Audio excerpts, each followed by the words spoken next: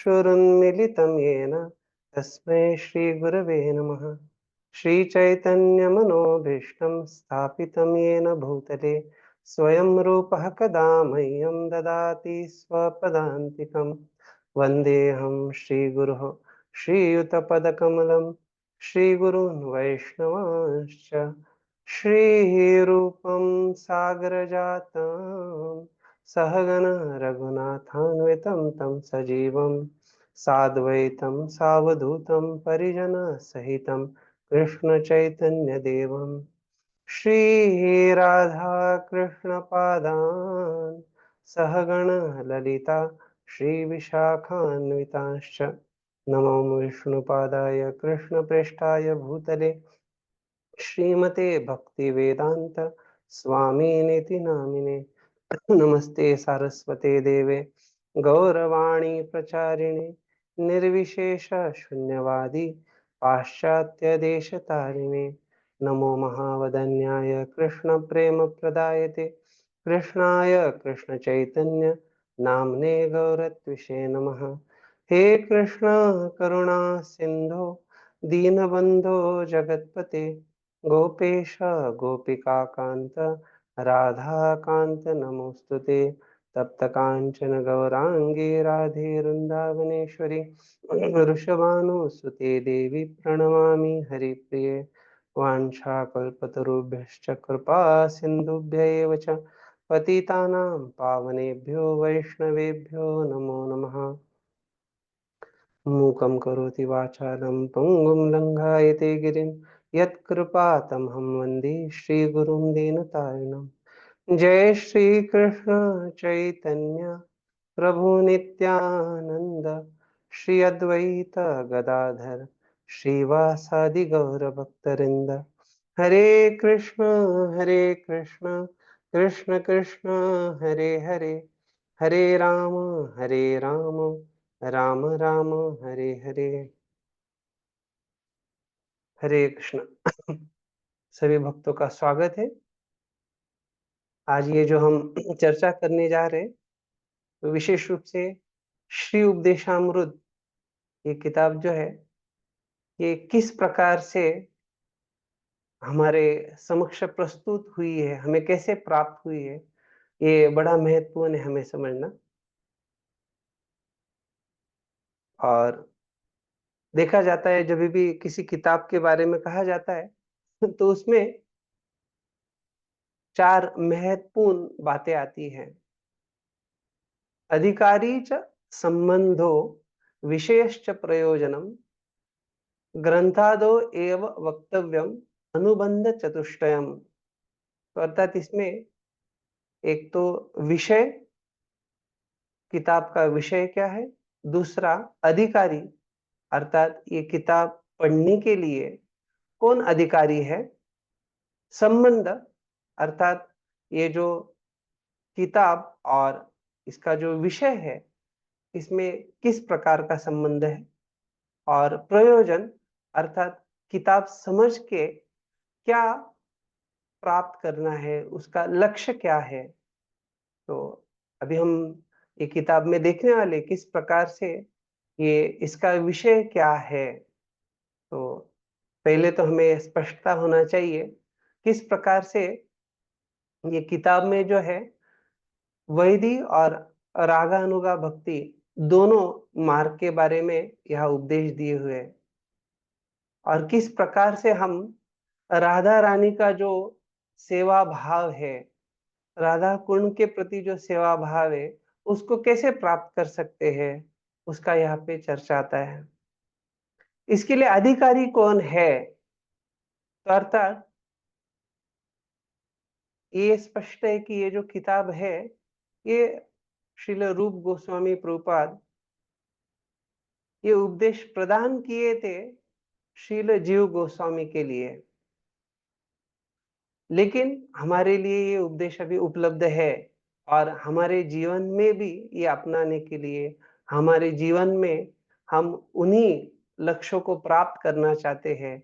तो इसलिए प्रभुपाद जी की कृपा से, आचार्यों की कृपा से हमें वो जो उपदेश रूप गोस्वामी ने रूप गोस्वामी जी श्रील जीव गोस्वामी जी के लिए दिए, वो हमारे लिए प्राप्त है। तो कौन है जो इसके लिए अधिकारी है? तो जो भी व्यक्ति वैदिक भक्ति का साधना कर रहा है, पालन कर रहा है, और जिसका इच्छा है कि उसको राग भक्ति का पालन करना है। नहीं तो पहले 7 श्लोकों तक वैदिक भक्ति का चर्चा है, फिर 8वां तो वो सारा चर्चा आएगा फिर। अर्थात अगर कोई राग भक्ति के लिए इच्छुक नहीं है, उसका लक्ष्य वो नहीं है, तो उसको जहां तक 7वें श्लोक तक ही जानना चाहिए। तो इस प्रकार से हम जानते हैं कि अधिकारी का मतलब कि जो व्यक्ति, कौन व्यक्ति उसको पढ़ने के लिए योग्य है। तो ये स्पष्टता है जो हमने देखा वैदिक भक्ति और राग भक्ति के बारे में चर्चा। अभी संबंध का जब बात आ रहा है, तो यहाँ पे जो बतलाया गया है विषय जो है, और ये जो किताब जो है, तो इसमें हमें स्पष्टता आ जाती है कि इसमें संबंध जो है वाचक और वाच्य का है। तो इसमें जो कुछ कंटेंट या इसमें जो कुछ दिया हुआ है, वो सारा जो है वो वाच्य है, अर्थात जिसका वर्णन किया गया है, और जिसने वर्णन किया है वो हो गया वाचक। तो इसलिए यह वाचक और वाच्य का संबंध है। तो प्रयोजन क्या है? तो ये श्री राधा रानी का आ, राधा कुंड में रह के सेवा करने का जो सेवा वृत्ति है, मनोभाव है, उसमें जब व्यक्ति दृढ़ता से भजन में लग जाएगा, तो ये समझ लेना चाहिए कि उस व्यक्ति ने उस लक्ष्य को प्राप्त कर लिया। तो अर्थात जैसे हम आगे बढ़ेंगे, ये श्लोकों का भी चर्चा होगा, लेकिन हम पहले शुरुआत से जाएंगे। तो हमें ये किताब के बारे में जो है, किताब क्या है, किन के लिए बनाया गया था, वो स्पष्टता है। तो श्री राधा रमन दास गोस्वामी जो है, उन्होंने इसके परिचय में एक बड़ा अच्छा श्लोक कहा है।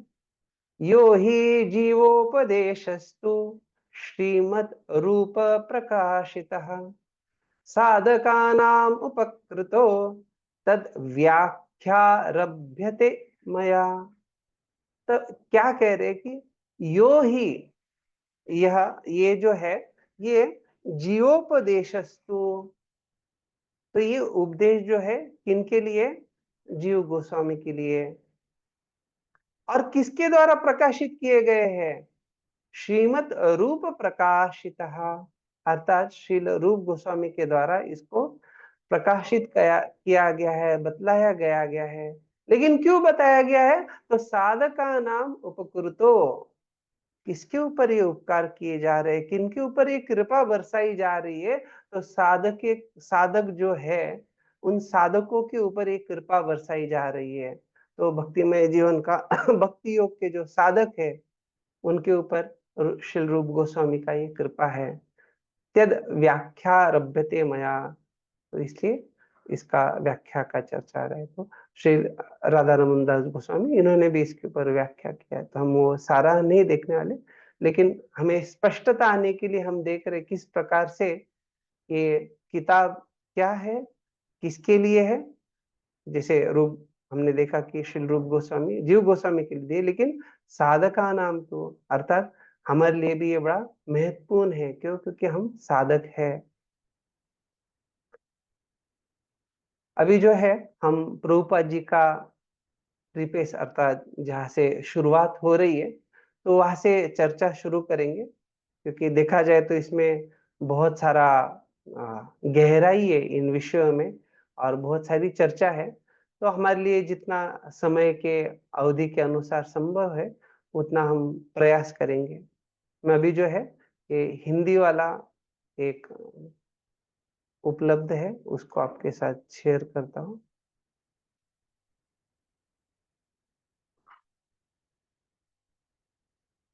कुछ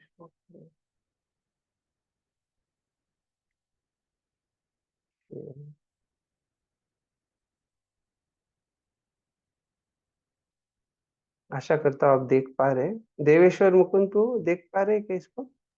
यस प्रभु जी। ओके, इसको और भी बड़ा कर सकते हैं कोई। ठीक है।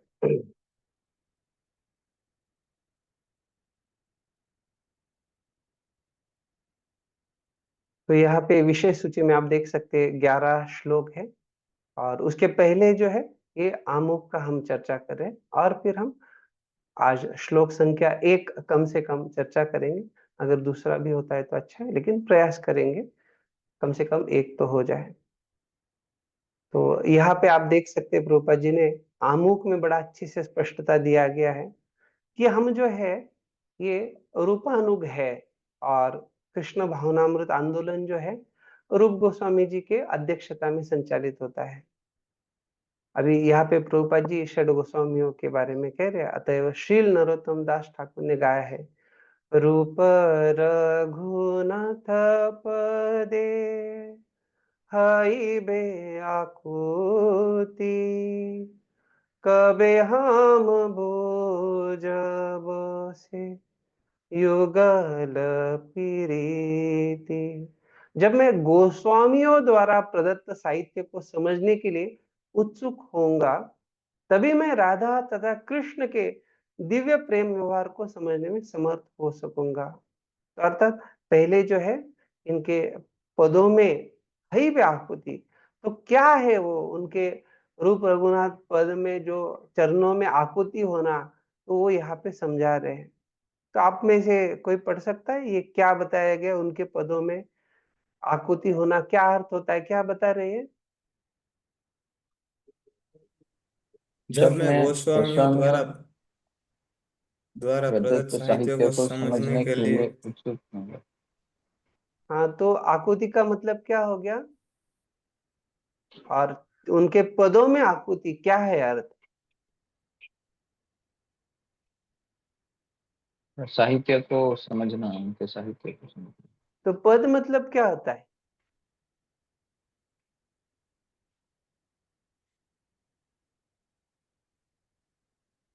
मतलब उनके जो उन्होंने इंस्ट्रक्शंस दिए हैं उनको फॉलो करना।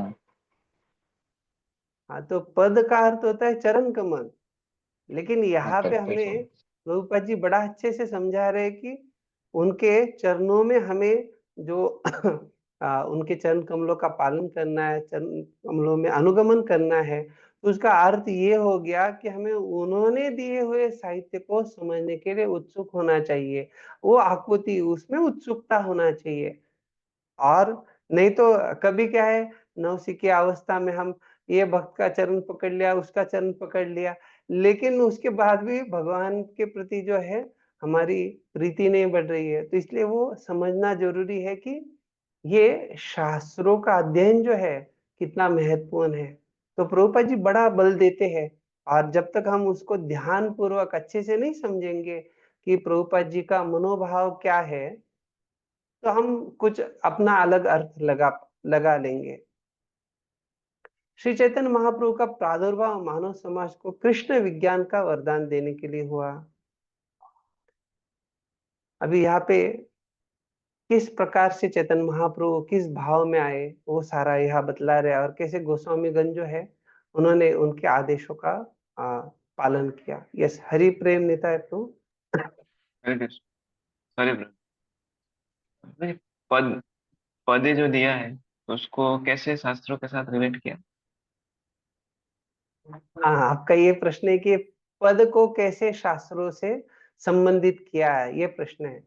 तो पहला तो ये समझना चाहिए, प्रभुपाद जी हमें बता रहे हैं कि उनके चरण कमल या उनके पदों में आकर्षण होना, उनके प्रति उत्सुकता होना, उसका अर्थ ये हो गया कि उन्होंने जो आदेश दिए, और उन्होंने आदेश हमें कैसे प्रदान किए हैं, उन्होंने जो शास्त्र लिखे हैं, अगर आप देखेंगे प्रभुपाद जी बता रहे उनके द्वारा प्रदत्त साहित्य। तो प्रभुपाद जी उस रूप रघुनाथ पदे, अभी ये पद के अलग अलग अर्थ होते हैं।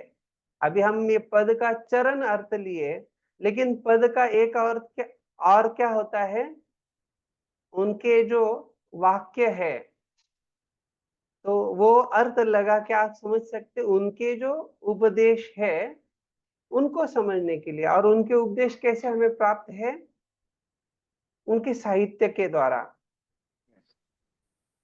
आपने ये सुना है कि कभी कहते कि Yes. ये पद को गाओ, तो पद का अर्थ क्या हो गया?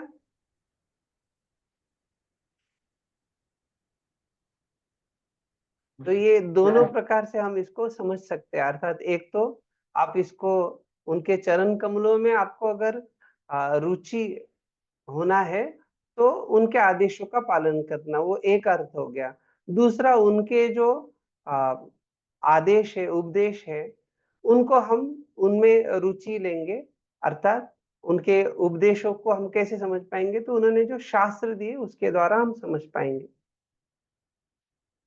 ये आपको Thank you. स्पष्टता से समझ में आया मैं क्या बताना चाह रहा हूँ? Yes. Yes. Yes. तो उपदेशामृत जो है ये बड़ी विशेष किताब है। यहाँ पे जो है, हाँ, जब रूप गोस्वामी अपने नेफ्यू, उनका जो आ, भांजा भांजा ही कहते हैं ना, तो उनको जो उपदेश प्रदान करना चाह रहे हैं, तो उसमें हम देखते हैं कि उत्तम भक्ति के बारे में ही सिखा रहे हैं। लेकिन जैसे हमने दो मार्ग देखे, एक तो वैदिक भक्ति, अर्थात जहाँ पे साधन भक्ति का बात आ रहा है, और दूसरा जो है साध्य भक्ति का। और साधन भक्ति में भी यहाँ दो प्रकार आ जाते हैं, एक तो वैदिक भक्ति आती है और दूसरी रागानुगा भक्ति।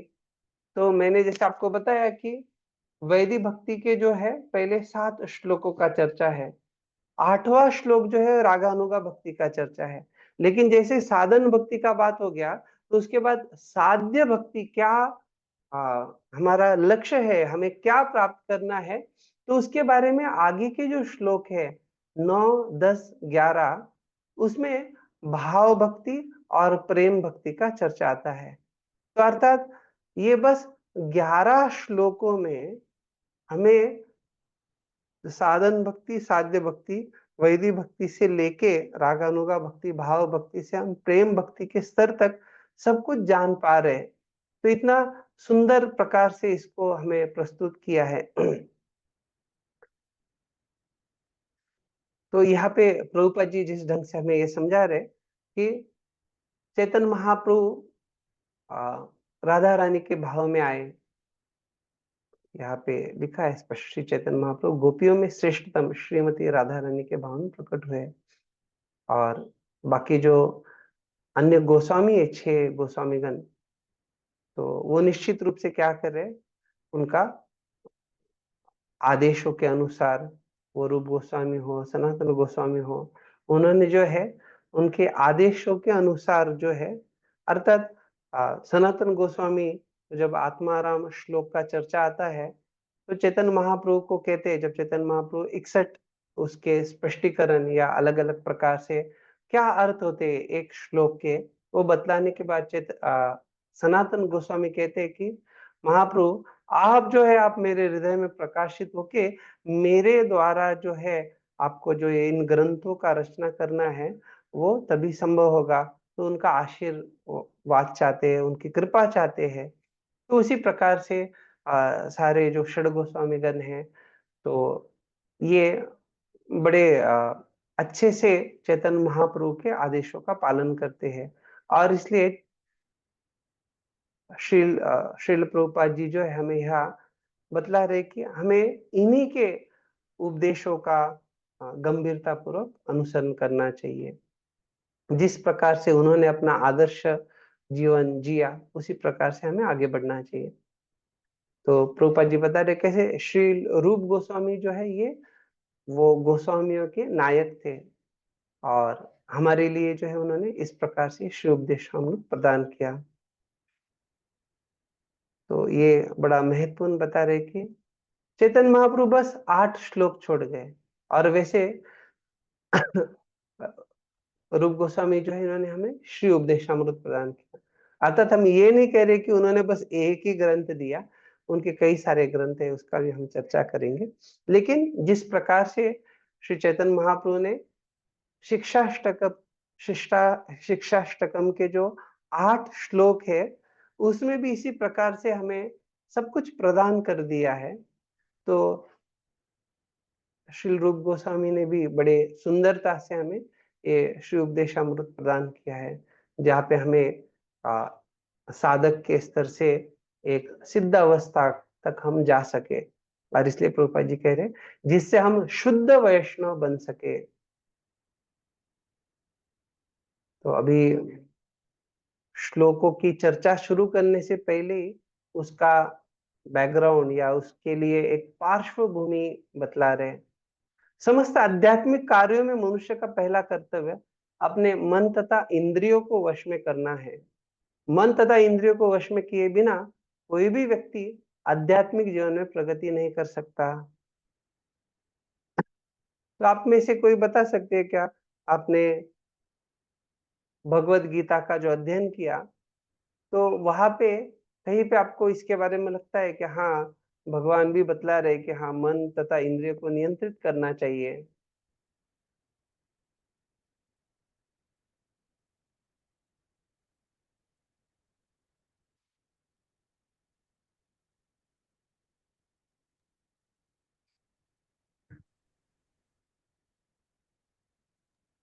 यस जी। भगवान बहुत जगह पे बताते हैं, जैसे छठे चैप्टर में भी भगवान बताते हाँ, हैं कि मन को कंट्रोल करना चाहिए, वरना वो आपका सबसे बड़ा दुश्मन बन जाएगा। और फिर 9वें अध्याय में भी भगवान इसमें बताते हैं कि मन मना भव मत भक्तो मध्याजी माम निष्कुरु, कि अपने मन को नहीं नहीं, कंट्रोल करना इंद्रियों है। को निग्रह करने के बारे में आप सही बता रहे, मन को लगाने के लिए, लेकिन इंद्रियों को निग्रह के करने के बारे में कहाँ बोल रहे हैं? जैसे कछुए का उदाहरण देते हैं। हरे कृष्णा प्रभु जी। हाँ, यस प्रभु।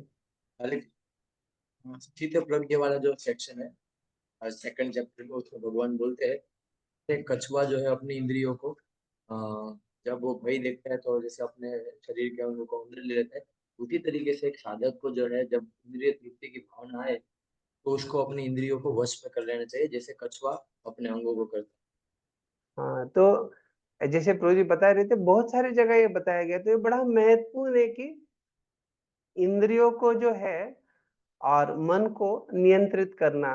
तो प्रभुपाद जी इसके ऊपर बल दे रहे हैं, क्योंकि अगर कोई योग मार्ग पे आगे बढ़ना चाहता है तो जैसे पतंजलि कहते हैं, योग चित्त वृत्ति निरोधः। तो अर्थात जब तक ये इंद्रिय और मन को नियंत्रित नहीं किया जाता तो योग का बात नहीं आता है। तो प्रभुपाद जी यहाँ बड़ा अच्छे से स्पष्टता से समझा रहे हैं। ठीक है, तो कैसे सत्वगुण के स्तर तक आना चाहिए वो स्पष्टता दे रहे हैं। कृष्ण भावनामृत में प्रगति अनुयायी की मनोवृत्ति पर निर्भर करती है। तो ये बड़ा प्रसिद्ध वाक्य है और बड़ा महत्वपूर्ण वाक्य है।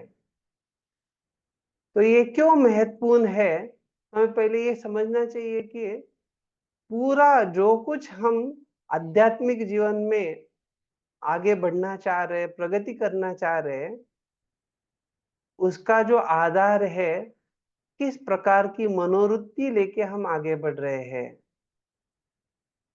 तो जब कहा जा रहा है कि मनोवृत्ति जो है सही होनी चाहिए, तो उसका अर्थ क्या है मनोवृत्ति सही होना? तो अर्थात जब तक हमारा मन इंद्रिय विषयों के चिंतन में लगा हुआ है, भौतिक आसक्ति में लगा हुआ है, तो वो हमें उस दिशा में लेके जाएगा। लेकिन अगर मन आसक्त भी है भौतिक चीजों में, लेकिन मनोवृत्ति इस प्रकार से बनाई गई है कि हम जो है, हमारे जो अधिकारी गुरुवर्य है, आचार्य है, उनकी जो शिक्षा है, उनका जो मार्गदर्शन है, उसका हम गंभीरता पूर्वक प्रामाणिकता से पालन करेंगे। अगर किसी ने इस प्रकार का मनोवृत्ति बना लिया है तो निश्चित रूप से उसकी जड़ चीजों से, जड़त्व में कुछ आसक्ति हो, वो सारी आसक्ति होने के बाद भी वो आसक्ति चली जाएगी। क्यों? क्योंकि उसने सही मनोवृत्ति ठान ली है, सही मनोवृत्ति को स्वीकार कर लिया है। और उसके कारण से उसके प्रगति में कोई बाधा नहीं हो सकती है। लेकिन जब मनोवृत्ति सही नहीं है, तो व्यक्ति कितना भी उच्च स्तर पे पहुंचा हुआ हो, ऐसे लग रहा हो कि वो विमुक्त मानिनहा मुक्त अवस्था ऐसा प्रतीत होता हुआ हो, लेकिन अगर मनोवृत्ति सही नहीं है तो व्यक्ति वहां से भी वो नीचे गिर जाएगा। कृष्ण भावनामृत आंदोलन एक अनुयायी को पूर्ण गोस्वामी होना चाहिए। अर्थात इस आंदोलन में प्रभुपाद जी का स्पष्ट कहना है कि हर एक व्यक्ति जो है ये क्या हो जाएंगे, पूर्ण गोस्वामी। वैष्णवजन सामान्यतया गोस्वामी कहे जाते हैं। तो सारे वैष्णव के लिए बतला रहे प्रभुपाद जी की ये जो है गोस्वामी है। तो आप लोग ये अच्छे से जानते हैं, गो स्वामी अर्थात जो इंद्रियों के ऊपर जिन्होंने प्रभुत्व प्राप्त कर लिया है, जिन्होंने इंद्रियों को नियंत्रित कर लिया है। और वैष्णवगण किस प्रकार से इंद्रियों को नियंत्रित करते हैं, आप में से कोई बताना चाहेंगे? इंद्रियों को भगवान की कृष्ण सेवा प्रभु में। जी भगवान की सेवा में लगा। हाँ, तो बड़ा अच्छा बताया आपने कि ऋषिकेन ऋषिकेश सेवनम। जब तक भगवान की सेवा में इंद्रियां नहीं लगाई जाती है, तब तक गोस्वामी बनने का कोई बात नहीं है। हाँ, नाम के लिए कोई संन्यास वगैरह हो सकता है, लेकिन वास्तविक गोस्वामी प्रभुपाद जी यहाँ समझा रहे हैं। वृंदावन में प्रत्येक मंदिर के संचालक यही पदवी से जाने जाते हैं। जो कोई कृष्ण का पूर्ण भक्त बनना चाहता है, उसे गोस्वामी बनना चाहिए। और यहाँ पे उसका स्पष्टीकरण दे रहे हैं। पहले गोस्वामी तथा बाद में भगवान का शुद्ध भक्त बनकर जीवन की सर्वोच्च सफलता प्राप्त करने के लिए मनुष्य को श्री उपदेशामृत नामक उपदेशों का पालन करना चाहिए, जिन्हें श्रील रूप गोस्वामी ने हमें प्रदान किए हैं। तभी यहाँ पे कह रहे कि पहले गोस्वामी तथा बाद में भगवान का शुद्ध भक्त। तो इसका अर्थ क्या हो गया, व्यक्ति जो है शुद्ध भक्त के स्तर पे उसको पहुंचना है।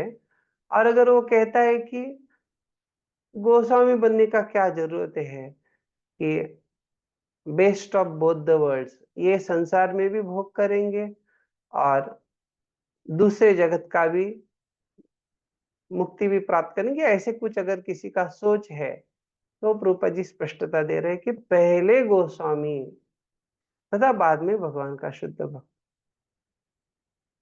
तो अभी कोई कह सकता है कि फिर क्या ये संसार में व्यक्ति को एक भिखारी के रूप में रहना चाहिए, या ऐसे कुछ सोच रखना है क्या? नहीं, गोस्वामी का अर्थ यही है कि उसने इंद्रियों को वश में कर लिया है। ये नहीं कि इंद्रियों के कार्यकलापों को रुका दिया है। इंद्रियों के कार्यकलाप तो वो निश्चित रूप से जारी रहेंगे, लेकिन किस प्रकार से इंद्रियों के कार्यकलाप जारी रहेंगे, आप में से कोई बतला सकता है? हरे कृष्ण। हम्म, हरे कृष्ण। हाँ, हरे कृष्ण यस प्रभु जी। मैं ऑडिबल? Yes yes. जैसे प्रभु जी इंद्रियों के कार्यकलाप को बंद नहीं कर सकते, मतलब खाना जो है वो जरूरी है, तो लेकिन भक्त जो है वो केवल भगवान का प्रसाद खाएगा और प्रसाद के अलावा वो कुछ नहीं खाएगा। उससे प्रभुपाद जी बोलते हैं कि उससे जीवा जो है वो धीरे धीरे हो सकती है। बढ़िया, वाह। तो ये अर्थ क्या हो गया कि इंद्रियों के कार्यकलाप नहीं रुकेंगे, लेकिन इंद्रिय जो है वो अशुद्ध स्थिति में बना के नहीं कार्यकलाप किए जाएंगे। इंद्रियों के कार्यकलाप किस प्रकार से किए जाएंगे? इंद्रियों को शुद्ध करने के विधि में लगा के, अर्थात इंद्रियों को शुद्ध बनाना जरूरी है। जब तक व्यक्ति के इंद्रिय पूर्ण शुद्ध नहीं होते, तब तक वो पूर्ण शुद्ध भगवान की सेवा नहीं कर सकता है। तो इसीलिए व्यक्ति को जरूर चाहिए कि वो क्या प्रयास करे, अपने इंद्रियों का शुद्ध करने के लिए। और इंद्रिय कैसे शुद्ध होते, जैसे प्रभु जी ने उदाहरण दिया, हमें जो है इंद्रियों को जो हम आ, अर्पित कर रहे हैं, उसके लिए जो भी दिया जा रहा है, वो सब कुछ जो है वो शुद्ध होना चाहिए। तो ये प्रभुपाद जी बड़ा अच्छे से हमें यह समझा रहे हैं किस प्रकार से पहले गोस्वामी तथा बाद में भगवान का शुद्ध भक्त बनकर व्यक्ति सर्वोच्च सफलता को प्राप्त कर सकता है। उन्होंने अभी श्री रूप गोस्वामी के बारे में कह रहे कि उन्होंने अनेकानेक अन्य पुस्तकें भी लिखी है, यथा भक्ति रसामृत सिंधु, विदग्ध माधव तथा ललित माधव। लेकिन श्री उपदेशामृत नए भक्तों के लिए प्रारंभिक उपदेश है। मनुष्य को इन उपदेशों का पालन अत्यंत दृढ़ता से करना चाहिए, तभी अपना जीवन सफल बनाना अधिक सुगम होगा। हरे कृष्ण।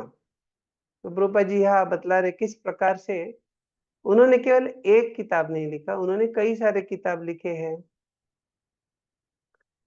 अभी देखा जाए तो उन्होंने लघु भागवतामृत, मथुरा महिमा, राधा कृष्ण गणोपदेश दीपिका, स्तवमाला, पद्यावली, पद्यावली के तो कई सारे श्लोकों को भक्त लोग उद्धृत भी करते हैं, बतलाते हैं। तो उज्जवल लीलमणि है, दान के लिए कौमुदी है। प्रभुपाद जी ने यहाँ पे विदग्ध माधव और ललित माधव जो है इसका यहाँ पे उल्लेख किया हुआ है या उनको यहाँ पे बतलाया हुआ है। और ये भक्ति रसामृत सिंधु भी। तो अगर ये आप किताबों को देखेंगे या अगर आप भक्ति रसामृत सिंधु का थोड़ा बहुत अध्ययन किए तो देखा जाए तो ये किताबें बड़े विशेष ढंग से गहराई में उच्च स्तर के विषयों की चर्चा करते हैं। निश्चित रूप से ये भक्ति रसायन है, लेकिन ये उच्च स्तर की किताबें हैं। तो इसलिए प्रभुपाद जी समझा रहे, लेकिन श्री उपदेशामृत नए भक्तों के लिए प्रारंभिक उपदेश है। तो उसका अर्थ ये हो गया कि व्यक्ति जब श्री उपदेशामृत का अच्छे से अध्ययन करेगा, उसको अच्छे से समझ लेगा, तो उसके बाद जो है ये अन्य किताबों को वो समझ पाएगा। इसलिए ये प्रारंभिक उपदेशों को शुरुआत से हमें जीवन में लाना चाहिए। और इसलिए कह रहे कि ये अत्यंत दृढ़ता से उनका पालन करेंगे तो हम अपने जीवन को सफल बना पाएंगे। तो ये सितंबर 20, 1975 को विश्व रूप महोत्सव कृष्ण बलराम मंदिर रमन रेती वृंदावन में प्रभुपाद जी आमुख दिए हैं।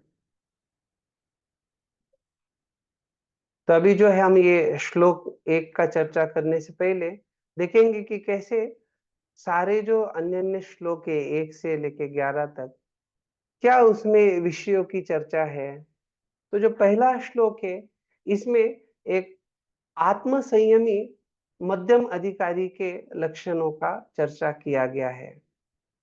श्लोक संख्या 2, 3, 4 जो है इसमें एक जो मध्यम अधिकारी है, ऐसे गोस्वामी का बाह्य व्यवहार क्या होता है और भक्ति के क्या नियम है, उसकी चर्चा हम 2, 3 और 4 श्लोक में देखेंगे। श्लोक संख्या 5, 6, 7 और 8 में किस प्रकार से एक मध्यम अधिकारी जो है उसका क्या दृष्टि होता है और उसका आंतरिक विकास कैसे होना चाहिए, दृष्टि सब, तो बड़े सुंदरता से उसमें उसका चर्चा दिया हुआ है। और आखिरी जो 3 श्लोक है उसमें ऐसे भक्त के लिए, ऐसे अधिकारी के लिए, क्योंकि वो अभी साधना से, साधन अवस्था से सिद्ध अवस्था तक जाएगा, तो निश्चित रूप से उसके लिए आराध्य स्थल क्या है और उसका बड़ा अच्छे से विशेष चर्चा आएगा। और हम देखेंगे भी कि कौन सा स्थल कैसे महत्वपूर्ण है और सर्वोच्च स्थल क्या है, वो सारा वहां पे चर्चा होगा। और जो अंतिम श्लोक है किस प्रकार से संपूर्ण ब्रह्मांड में उसका क्या महात्म्य है, अर्थात कौन से स्थल को हमें प्राप्त करना है। हमने शुरुआत में ही देखा राधा कुंड का हम चर्चा कर रहे थे, तो अर्थात राधा कुंड को प्राप्त करना है, ये हमारा सर्वोच्च लक्ष्य है। तो उसका क्या महिमा है, तो वो चर्चा जो है वो अंतिम श्लोक में होगा। तो इस प्रकार से हम जो है ये 11 श्लोकों का चर्चा करने वाले हैं। अभी देखा जाए तो श्रील रूप गोस्वामी जो है ये 1479 में आविर्भूत हुए और उनका जब केवल 25 साल का ही आयु था, उस समय वो चैतन्य महाप्रभु से राम किले में उनका मिलन हुआ, उनसे मिले। उनका पहला दर्शन जो है वहां पे चैतन्य महाप्रभु का प्राप्त होता है। चैतन्य महाप्रभु ने उनको प्रयाग में शिक्षा अर्पण की, जिसको हम रूप शिक्षा कहते हैं। तो वो 27 साल के थे तब 1516 में, और जब वो 46 साल के थे उस समय गोविंद देव का प्राकट्य, वो सारा लीला हम समझते। और जब 56 साल के हुए तब उन्होंने हमें भक्ति रसामृत सिंधु प्रदान किया, और फिर 1965 में जो है वो ये धरातल से उनका लीला समाप्त किए। तो इस प्रकार से ये श्रील रूप गोस्वामी का जो है हमारे ऊपर विशेष कृपा है, जिसके आधार पे हम समझ सकते हैं कि उनकी कृपा से ही हम इस दिव्य ग्रंथ को जान पाएंगे। उनके आशीर्वाद से हम अभी जो है ये श्लोक संख्या 1 से चर्चा करना प्रारंभ करेंगे। अभी जो हम आमुख का कुछ चर्चा की, अगर आपको किसी को कुछ जिज्ञासा है तो अभी पूछ सकते हैं, नहीं तो फिर हम श्लोक संख्या 1 को आगे बढ़ेंगे। किसी को कुछ जिज्ञासा है?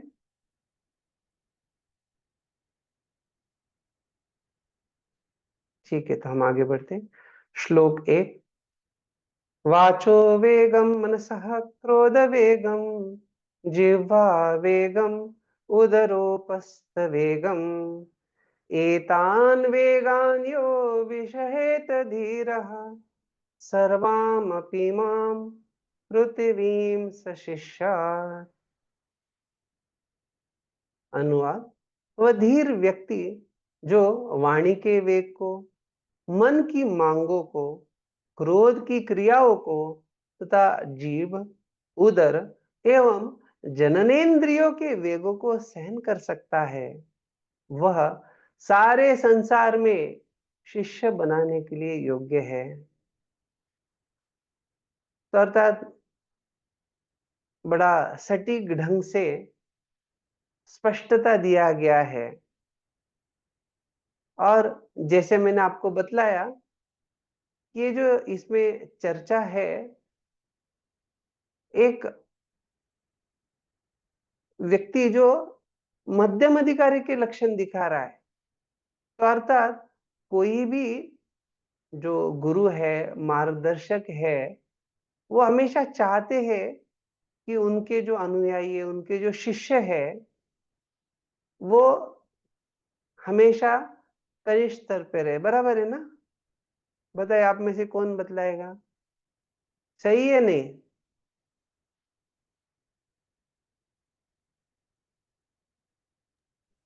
क्वेश्चन रिपीट कर सकते हो? गुरु चाहता है कि शिष्य जो है हमेशा कनिष्ठ स्तर पे बना रहे। सही नहीं है प्रभु जी। नहीं नहीं है। हाँ, तो अर्थात यहाँ पे पहले श्लोक से ही हम जब रूपानुग है तो रूप गोस्वामी क्या चाह रहे हैं? हम कनिष्ठ स्तर पे बने रहे क्या?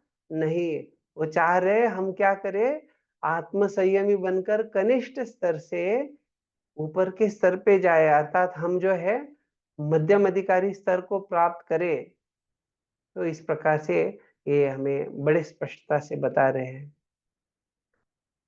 तो सधीरहा, यह विषयेत एतान वेगान, अर्थात वही धीर व्यक्ति है जो क्या कर पा रहा है, जो विषहेत, ये विषयों के वेगों को सहन कर पाए। तो कौन कौन से वेग है वो? वाचः, मनसः, क्रोध, जिह्वा, उदर, उपस्थ। तो ये स्पष्टता दे रहे कि कौन कौन से वेग है जिनको नियंत्रण करना है। तो श्री भक्ति विनोद ठाकुर जो है वो अपनी टीका में बतलाते हैं, गुरु कृपा बले लभी संबंध विज्ञान, कृति जीव है न भजने यत्नवान। तो कह रहे कि जब व्यक्ति श्री गुरु के कृपा से, गुरु के कृपा से जब एक व्यक्ति संबंध विज्ञान जो है भगवान के साथ अपना जो संबंध है उसको जान पाता है, तो ऐसा व्यक्ति क्या करता है, भजने यत्नवान, अर्थात वो भगवान के भक्तिमय सेवा में लग जाता है। सेई जीवे श्री रूप गोस्वामी महोदय उपदेशामृत धन्य करे न निश्चय। तो अर्थात श्री रूप गोस्वामी ने जो है ये श्री उपदेशामृत के द्वारा ऐसे सेई जीवे, ऐसे जीवों के ऊपर जो है क्या किया है, बड़ा कृपा किया है। गृह त्यागी भेदे द्विप्रकार जने, उपदेश भेद विचारिबे विज्ञ गणे। तो कह रहे दो प्रकार के द्विप्रकार जने। तो कौन कौन से दो प्रकार है साधकों के, तो बतला रहे हैं, गृह त्यागी एक तो है जो गृहस्थ भक्त लोग घर में रहने वाले हैं, और दूसरे जो है गृह त्यागी जो विरक्त सन्यासी या वानप्रस्थ जो भी वो है। उपदेश भेद विचारी में विज्ञ गणे। तो निश्चित रूप से जो विज्ञ गणे, जो बुद्धिमान व्यक्ति है वो क्या करेंगे, समझ पाएंगे कि किसके लिए कौन से उपदेश दिए हुए हैं। उपदेश भेद विचारी विज्ञ गणे, गुरु ही प्रति यही सब उपदेश है, गृह त्यागी प्रति इह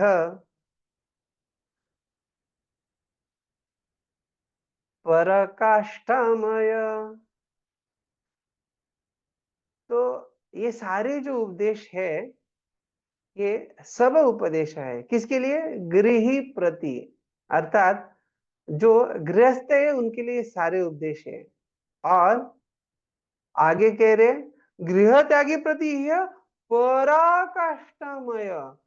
अभी एक तो बता रहे कि गृहस्थों के लिए सारे उपदेश है, आगे बता रहे लेकिन पराकाष्ठा, अर्थात जो गृह त्यागी है, अगर आप में से कोई जिन्होंने ब्रह्मचारी जीवन स्वीकार किया है, जिन्होंने अपना सब कुछ त्याग कर दिया है कि अभी पूरा जीवन हम भगवान की सेवा में लग जाए, तो कह रहे कि उनके लिए क्या है, पराकाष्ठामय, ये तो बहुत ज्यादा महत्वपूर्ण है। वाक्य वेग, मनोवेग, क्रोध वेग आर, जिह्वा वेग, उदर उपस्थ वेग क्षार, यही क्षय वेग सही कृष्ण नामाश्रये, जगते शासिते पारे परजिया भये। तो कह रहे जो लोग इस प्रकार से ये 6 वेगों को जो है इनको सहन कर पाते हैं, तो ये लोग क्या कर पाएंगे, नामाश्रय, कृष्ण नामाश्रय, अर्थात भगवान श्री कृष्ण का नाम लेके, भगवान श्री कृष्ण नामों का नामाश्रय अर्थात आश्रय लेके ये जगत, संपूर्ण जगत शासित है, अर्थात संपूर्ण जग में ये नियंत्रण कर पाएंगे और सारे भय, पर जिया भय, ये जो है भय के ऊपर नियंत्रण कर पाएंगे। तो बड़ा महत्वपूर्ण बता रहे कैसे, अगर कोई ये 6 वेगों को सहन कर पा रहे हैं, नियंत्रित कर पा रहे हैं, तो निश्चित रूप से भगवान कृष्ण का नामाश्रय लेके ये संपूर्ण जग के ऊपर शासन कर सकते हैं और सारे भय के ऊपर नियंत्रण या विजय प्राप्त कर सकते हैं। केवल शरणागति कृष्ण भक्तिमय, भक्ति प्रतिकूल त्याग तार अंग हय। तो बता रहे किस प्रकार से जो केवल शरणागति, अर्थात भगवान का जो भक्ति है, ये केवल शरणागति, अर्थात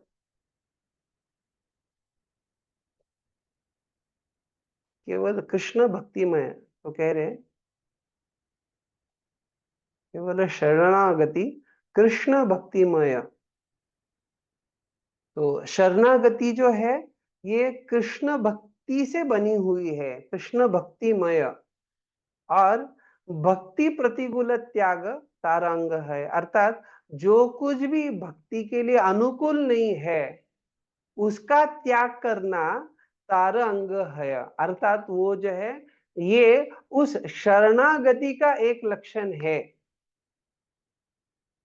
तो आपने ये भी सीखा होगा, नहीं सीखा तो भी बड़ा महत्वपूर्ण है कि शरणागति के जो 6 लक्षण है उसमें से एक अनुकूल्य संकल्प, प्रतिकूल्य से वर्जनम, तो प्रतिकूल्य से वर्जनम, तो कह रहे कि भक्ति प्रतिकूल त्याग तार अंग है।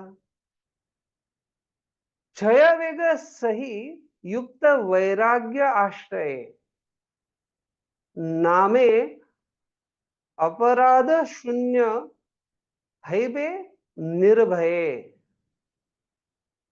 तो बतला रहे क्षय वेग सही युक्त वैराग्य आश्रय, जो लोग इस प्रकार से 6 वेगों को सहन कर पा रहे हैं और सही ढंग से जो है वो वैराग्य आश्रय, उन्होंने वैराग्य स्वीकार किया है, तो ऐसे लोग निश्चित रूप से जो है नाम अपराध शून्य है बे निर्भय, अर्थात बिना किसी डर के, बिना किसी भय के वो जो है सारे नाम अपराधों से मुक्त हो जाएंगे।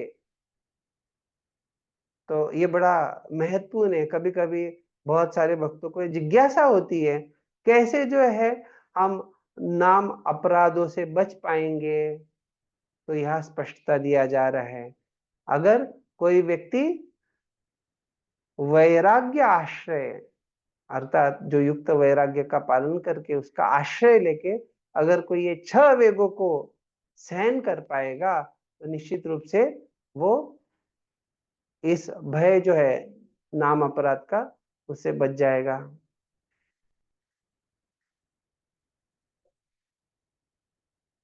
तो बड़ा अच्छा है, लेकिन पहले हम थोड़ा तात्पर्य का जो है उसमें तात्पर्य में क्या प्रभुपाद जी बतला रहे हैं वो देखेंगे। तो ये तात्पर्य में जो है प्रभुपाद जी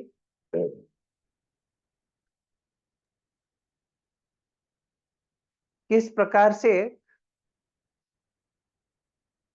प्रायश्चित जो 6 वेग और उनका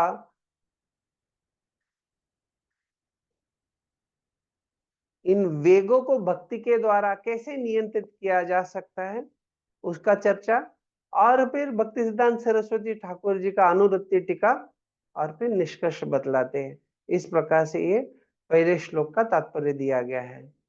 तो प्रभुपाद जी ये जिस ढंग से थीम या जिस प्रकार से यह समझा रहे, तो पहले तो बतलाना चाह रहे कि कैसे हमारी इंद्रिय जो है ये अनियंत्रित है, और अनियंत्रित इंद्रियों के कारण जो है हम पापमय कार्य में लग जाते हैं। जब व्यक्ति पापमय कार्य में लगता है तो पाप करने के कारण उसको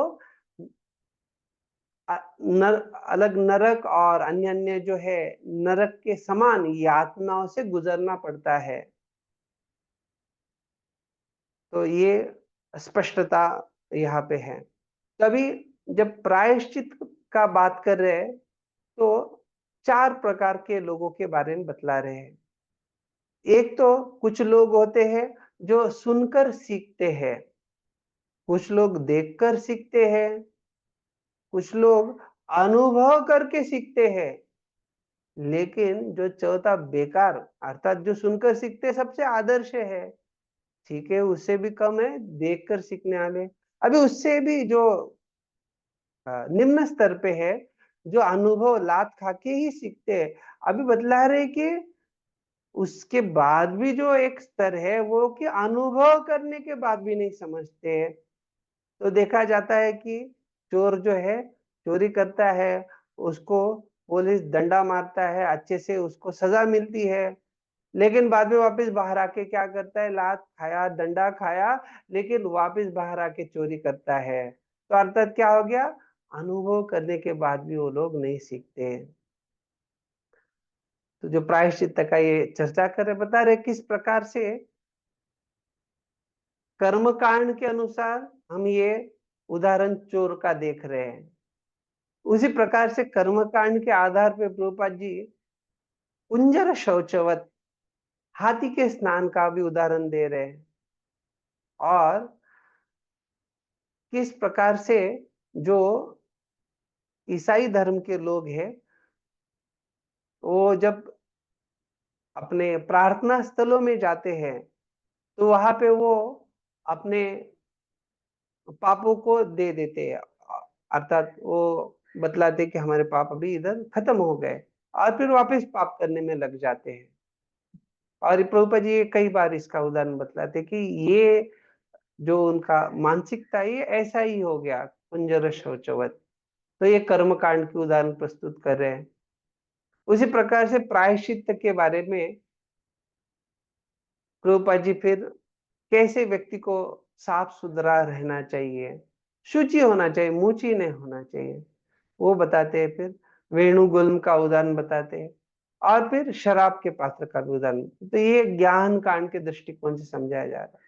और फिर भक्ति का जो उदाहरण है वो सूरज का और कोहरे के उदाहरण से बताते कैसे जब सूरज जो है, सूरज आने पे अपने आप सारा कोहरा मिट जाता है, लेकिन कोई अगर प्रयास करेगा कि यांत्रिक रूप से कोहरे को मिटाने का, तो वो संभव नहीं है। तो प्रभुपाद जी कैसे ये जो वाचा का वाणी का जो वेग है, इसमें 2 प्रकार है। एक तो किसी का जिसका वाणी असंयमित है, और दूसरा संयमित वाणी। तो जब असंयमित वाणी का बात किया जाता है तो प्रभुपाद जी मेंढक का उदाहरण बताते हैं।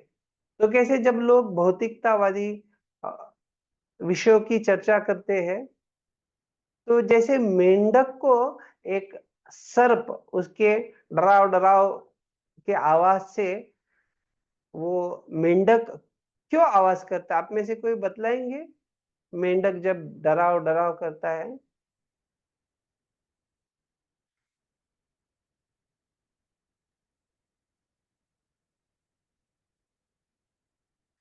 ये आइडिया नहीं है कोई। तो हमने प्रवचन में सुना कि मेंढक जो है इसलिए डराव डराव करता है क्योंकि उसकी इच्छा रहती है कि जो स्त्री मेंढक है उसको आकर्षित करने का, और वो अपना आवाज निकाल रहा है, उसका लक्ष्य है उसको भोग प्राप्त होगा। लेकिन ऐसा हो जाता है कि उसके डराव डराव से वो सांप को न्योता देता है, और वो सांप आके उसको निगल जाता है। तो उसी प्रकार से प्रभुपाद जी कह रहे हैं कि ये जो भौतिकतावादी लोग हैं ये मेंढक की तरह सारे भौतिकतावादी चर्चाओं में लगे हुए हैं, और जो काल सर्प है उनको निगल रहा है। और जो संयमित वाणी वाले हैं उसमें जो मायावादी लोग रहते हैं वो मौन धारण करते हैं, लेकिन जो भक्त है वो जानता है कि वास्तविक मौन का अर्थ क्या होता है। गीता में भी मौन क्या है प्रभुपाद जी समझाते हैं। तो मौन अर्थात क्या कि व्यक्ति केवल भगवान कृष्ण के बारे में चर्चा करता है और कुछ भी नॉनसेंस, जो भी अर्थहीन है, वो कुछ बातें नहीं करता। तो अर्थात भक्त जो है किस प्रकार से मौन का पालन करता है? कृष्ण कथा करके। जो मन के वेग का बात आता है तो कृष्ण सूर्य सम माया है अंधकार, जहार कृष्ण तहार नहीं माया अधिकार। तो अर्थात ये जो माया का अंधकार है, माया के कारण व्यक्ति जो है भौतिक विचारों में लग गया है, माया के प्रभाव से वो मोहित हुआ है और इसलिए वो अपनी पहचान ये भौतिक शरीर से और उसके संबंध में लगा रहा है।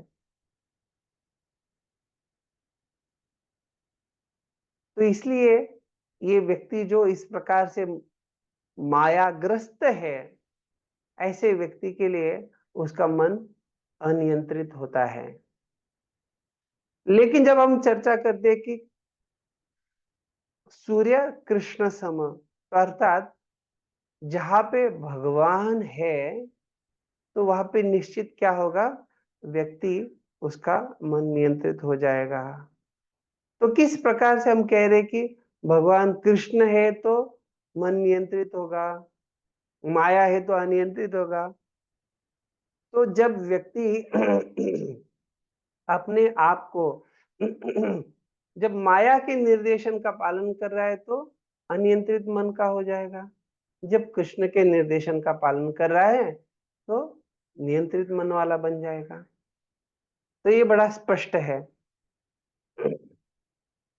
अगर इसमें कुछ संदेह है तो आप पूछ सकते हैं, लेकिन हमें ये स्पष्टता होना चाहिए कि यही दो बातें हैं, एक तो माया का अधिकार या कृष्ण का अधिकार। माया के अधिकार में है तो चंचल मन रहेगा और कृष्ण के अधिकार में कृष्ण के उपदेशों का पालन करके जिएंगे तो निश्चित रूप से मन जो है वो नियंत्रित हो जाएगा। प्रभुपाद जी क्रोध के बारे में समझाते कैसे क्रोध का नियंत्रण कैसे होना चाहिए। तो हम देखते हैं कि भक्त लोग जो है क्रोध को, जो लोग भक्तों की निंदा करते हैं ऐसे लोगों के ऊपर क्रोध का प्रयोग करके अपने क्रोध को नियंत्रित करते हैं। तो जब चैतन्य महाप्रभु ने देखा कि कैसे ये जगाई मदाई जो है ये मेरे भक्तों को, नित्यानंद प्रभु को हानि पहुंचाए, तुरंत क्रोधित हो गए, अपने सुदर्शन चक्र को निकाल के बस मारने वाले थे। तो नित्यानंद प्रभु की कृपा से वो बच गए, लेकिन चैतन्य महाप्रभु बड़ा क्रोध किए। हम देखते हैं कि हनुमान जी को सेवा दिया गया था सेवा था सीता मैया को खोजने का, तो क्रोध करने के लिए बोला गया था क्या? खोज करने के लिए बोला गया था, क्रोध करने का सेवा था क्या? नहीं था।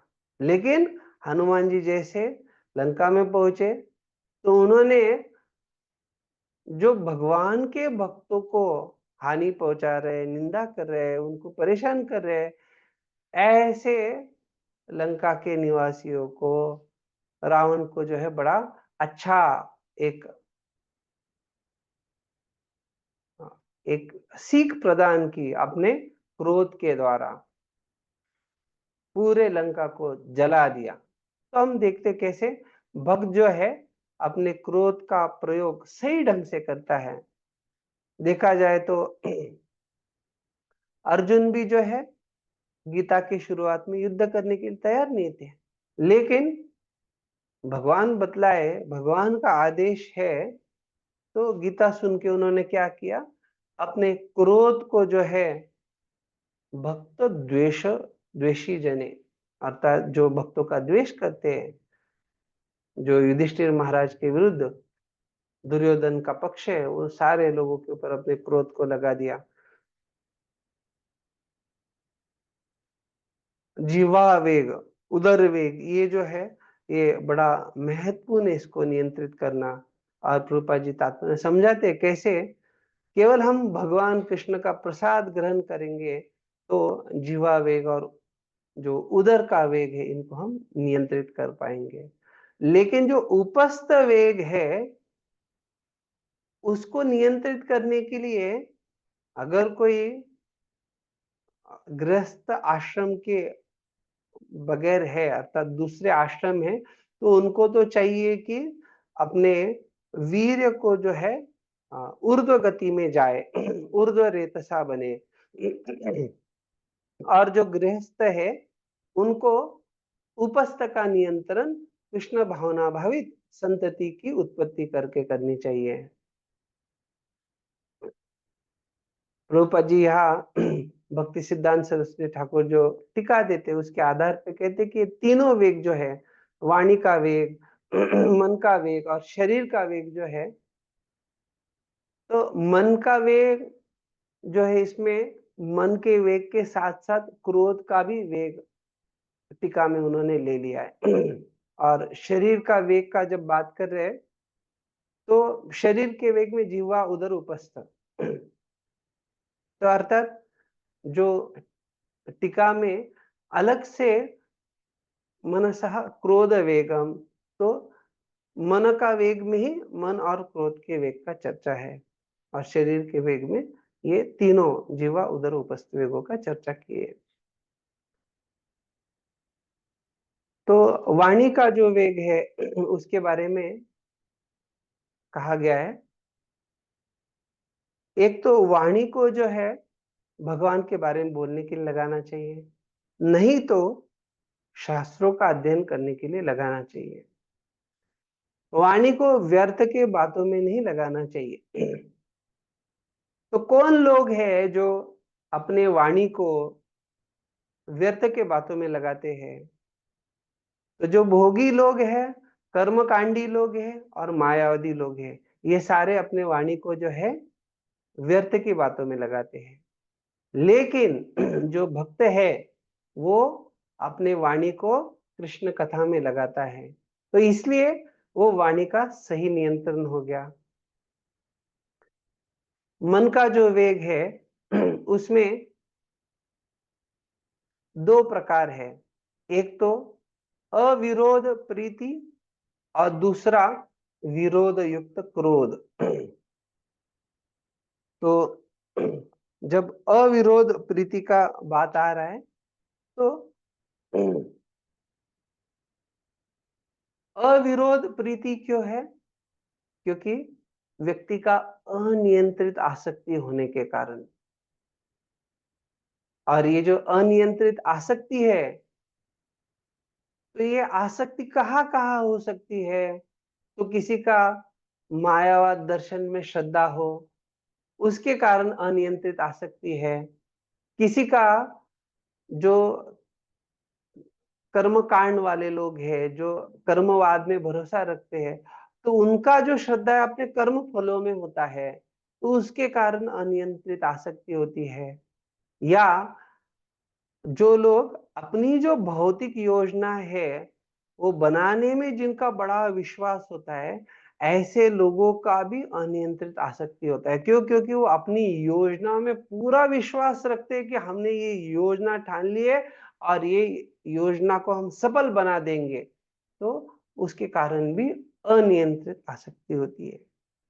अभी जब मन के वेग में हमने देखा था कि क्रोध का भी आ रहा है, तो विरोध युक्त क्रोध, तो ये मन के वेग में जब क्रोध वेग को समझा रहे तो ये क्या है? विरोध युक्त क्रोध। तो ये विरोध युक्त अर्थात जहां पे विरोध युक्त है वो क्या है? हताशा के कारण क्रोध उत्पन्न हुआ है, और इसी कारण उसको विरोध युक्त क्रोध कह रहे हैं। ये हताशा किसके कारण होती है? आप में से कोई बताएंगे क्या?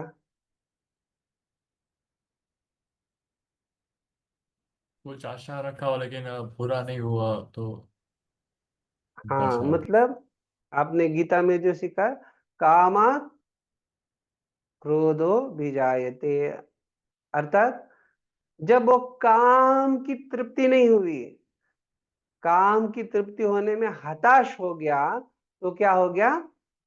क्रोध उपजायते, क्रोध उत्पन्न हो जाता है। फिर शरीर के वेगों के बारे में, किस प्रकार से जीव का वेग, उदर का वेग और जनन इंद्रियों का वेग, ये तीनों को जो है प्रसाद ग्रहण करने से ही नियंत्रित किया जा सकता है। विशेष रूप से जब जीव के वेग का बात आता है, तो व्यक्ति को निश्चित रूप से इंद्रियों को तृप्त करना है तो भोजन करना पड़ेगा। तो क्या खाना चाहिए, क्या नहीं खाना चाहिए? तो शाकाहारी खाना चाहिए या मांसाहारी खाना चाहिए? तो आप में से कोई बताएगा क्या?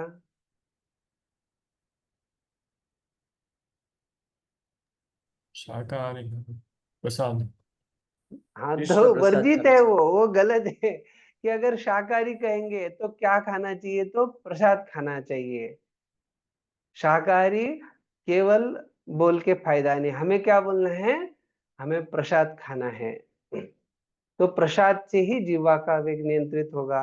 लेकिन अगर आप कहेंगे कि हमें प्रसाद स्वीकार करना है, लेकिन हम प्रसाद किस प्रकार से लेंगे, रूपा जी बता रहे तात्पर्य में कि हम जो जो स्वाद के लिए बड़ी अच्छी अच्छी चीजें लगती है, उसको जितना चाहिए दबा के, अरे उत्सव तो है, खाओ मजा करो, उस प्रकार से खाना है क्या?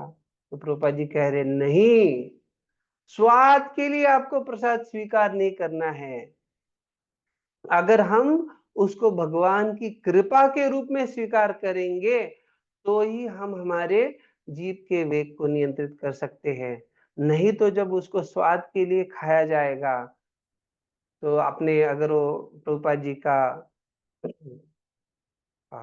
भक्त, उनके जो शिष्य है, उनका लीला सुने रहेंगे, किस प्रकार से भक्त लोग जो है प्रभुपाद जी का महाप्रसाद आता था तो उसमें से चुन के लेते थे, अर्थात ये हमें चाहिए, किसी को गुलाब जाम या जो भी उनको जो है एक तो मीठा चाहिए, ऐसे कुछ चाहिए होता था, तो ऐसे वो स्वीकार कर रहे थे। तो फिर माता जी का मैं नाम भूल रहा हूँ, तो उनके पास वो सेवा था, तो उन्होंने क्या किया, प्रभुपा जी ने उनको बोला ये एक साथ कर दो, तो उन्होंने उसको एक साथ अच्छे से सब मिला दिया, और फिर वो जिनको चाहिए वो दिया। तो अर्थात ये क्या दर्शा रहा है कि अगर स्वाद के लिए उसको स्वीकार करेंगे, तो जब वो अलग रूप में आएगा तो उसको स्वीकार करना कठिन हो जाएगा।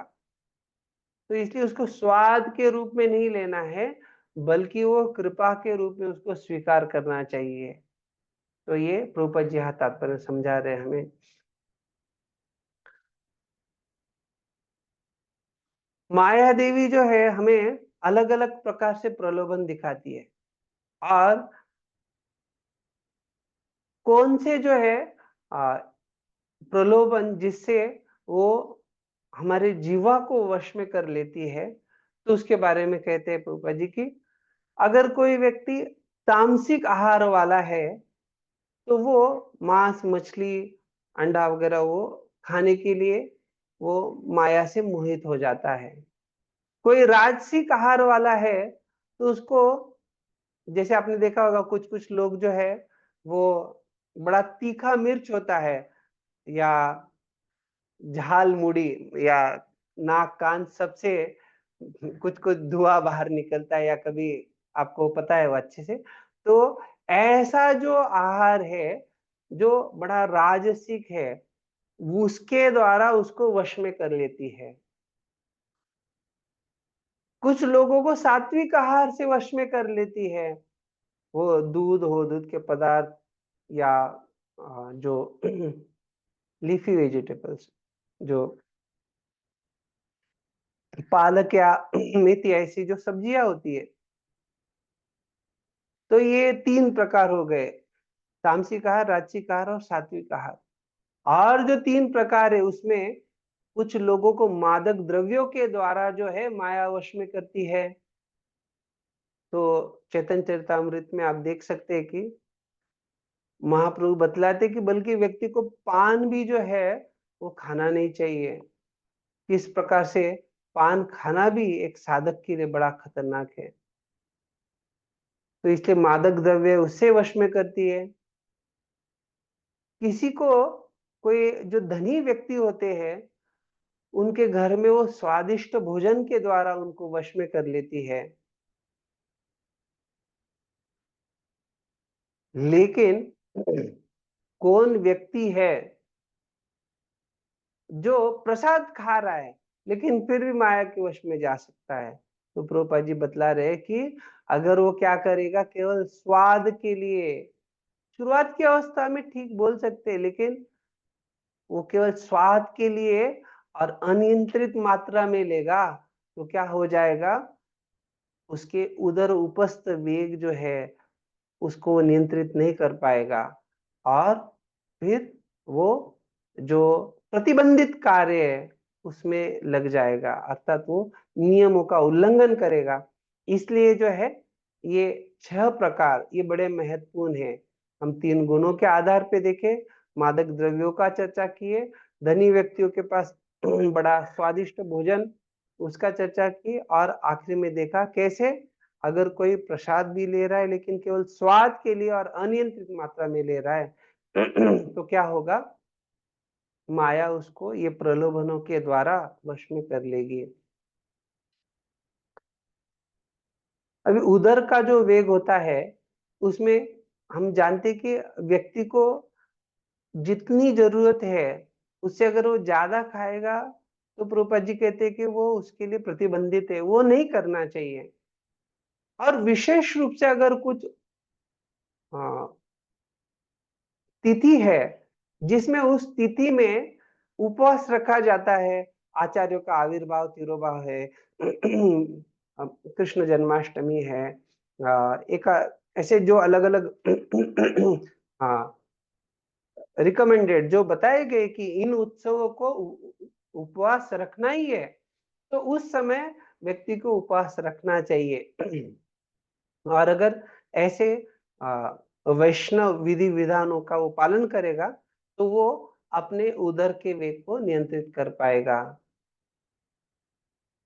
अभी जननेंद्रिय के वेग जो है उसमें ये स्पष्टता होना चाहिए कि व्यक्ति को शास्त्र सम्मत ही समागम होना चाहिए, अवैध समागम जो है उसकी तो अनुमति है ही नहीं है। तो अगर कोई अपनी वासनाओं की तृप्ति के लिए काम भावना के अनुसार अगर कोई उस प्रकार के कार्य में लग जाएगा तो उसकी भी यहाँ निंदा की गई है। तो इसलिए प्रभुपाद जी कहते हैं कि कोई उसके बारे में चिंतन करे, योजनाएं बनाए, उसका चर्चा करे, या वास्तविक को संभोग में लग जाए, या कोई कृत्रिम साधनों का प्रयोग करे।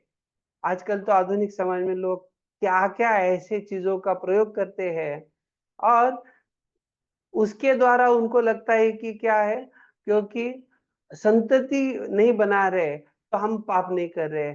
नहीं है, वो तो शास्त्र के अनुसार है ही नहीं है। तो इसलिए उससे और भी जो कामाग्नि है उसमें और ईंधन डाला जा रहा है और उस काम का वेग बढ़ेगा। तो इसलिए ये अवैध समागम जो है उसको तो निंदित प्रतिबंधित ही किया गया है। लेकिन कोई अगर वैध ढंग से कर रहा है, लाइसेंस मैरिज अर्थात जो जिसको अनुमति दिया गया है शास्त्र में, जो शास्त्र के अनुसार विवाह करके समागम करते हैं, तो उनको भी क्या चाहिए कि वो उत्तम संतान के लिए प्रयास करना चाहिए। उनको जो है वो अगर सही जो शास्त्र में बताया गया है ऋतु कालम, अर्थात जहाँ पे आ, आ, ये स्पष्टता दिया गया है कि किस समय पे उनको पत्नी के पास जाना चाहिए, उसके जो विधि विधान बतलाया गया उसके अनुसार ही उनको पालन करना चाहिए, ये नहीं कि वो अपने मनोढंग से कुछ करे। तो इसके बारे में जो है विश्वनाथ चक्रवर्ती ठाकुर बड़ा सुंदर टीका देते हैं। तो बस क्योंकि ये विषय यहाँ पे आया तो मैं जैसे आपको बताता हूँ उनका जो श्लोक है। तो वो कहते हैं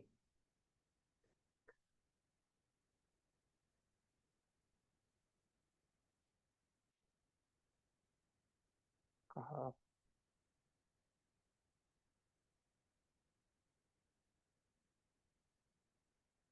अश्वलायन श्रोत सूत्र से है। तो अश्वलायन श्रोत सूत्र के आधार पे वो बता रहे कि ऋतो भार्याम उपेयात, जब व्यक्ति जो है उनके पत्नी का ऋतु का समय, उस समय उनके पास जा सकता है। अभी उसमें भी कई सारे नियम बतलाए गए हैं। तो क्या नियम बतलाए गए हैं, कब उसको जाना चाहिए? तो सही समय पे, और वो सही समय क्या है, अगर वो नहीं जाता तो क्या होता है? तो ऋतु स्नानम तो यो भार्याम सन्निधो नोपगच्छति घोरायाम भ्रूण हत्यायाम पच्यते नात्र संशयः। तो ये पराशर स्मृति 4:15 में कहा गया है, अगर भार्या का ये जो ऋतु स्नाताम, ऋतु का जो समय है, उस समय वो उनके पास नहीं जाता, पत्नी के पास, तो निश्चित रूप से ऐसा व्यक्ति जो है वो भ्रूण हत्यायाम पच्यते, तो घोरायाम, तो निश्चित रूप से वो उसको क्या यातनाओं को भुगतना पड़ेगा कि भ्रूण हत्यायाम, या एक ब्राह्मण को मारने का जैसे कोई पाप है, उस प्रकार की यातनाओं से उसको जाना पड़ेगा। तो ये हो गया उसके लिए नियम। क्यों? क्योंकि वो शास्त्र के सम्मत विधि विधान के अनुसार शादी किया है, तो उसको ये नियम बताया गया है। तो इसमें एक बड़ा सुंदरता से समझा रहे कि एक कहा जाता है जिसको परिसंख्या अन्यत्र तु, अर्थात क्या ये बंधन कारक है क्या? तो इसलिए उदाहरण दिया जा रहा है।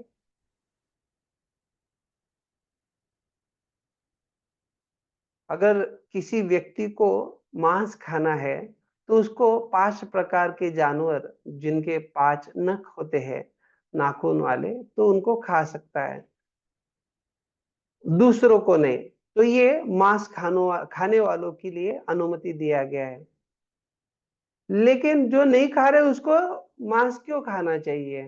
तो इसलिए वो जो उस प्रकार से बद्ध है उसके लिए वो नियम हो गया।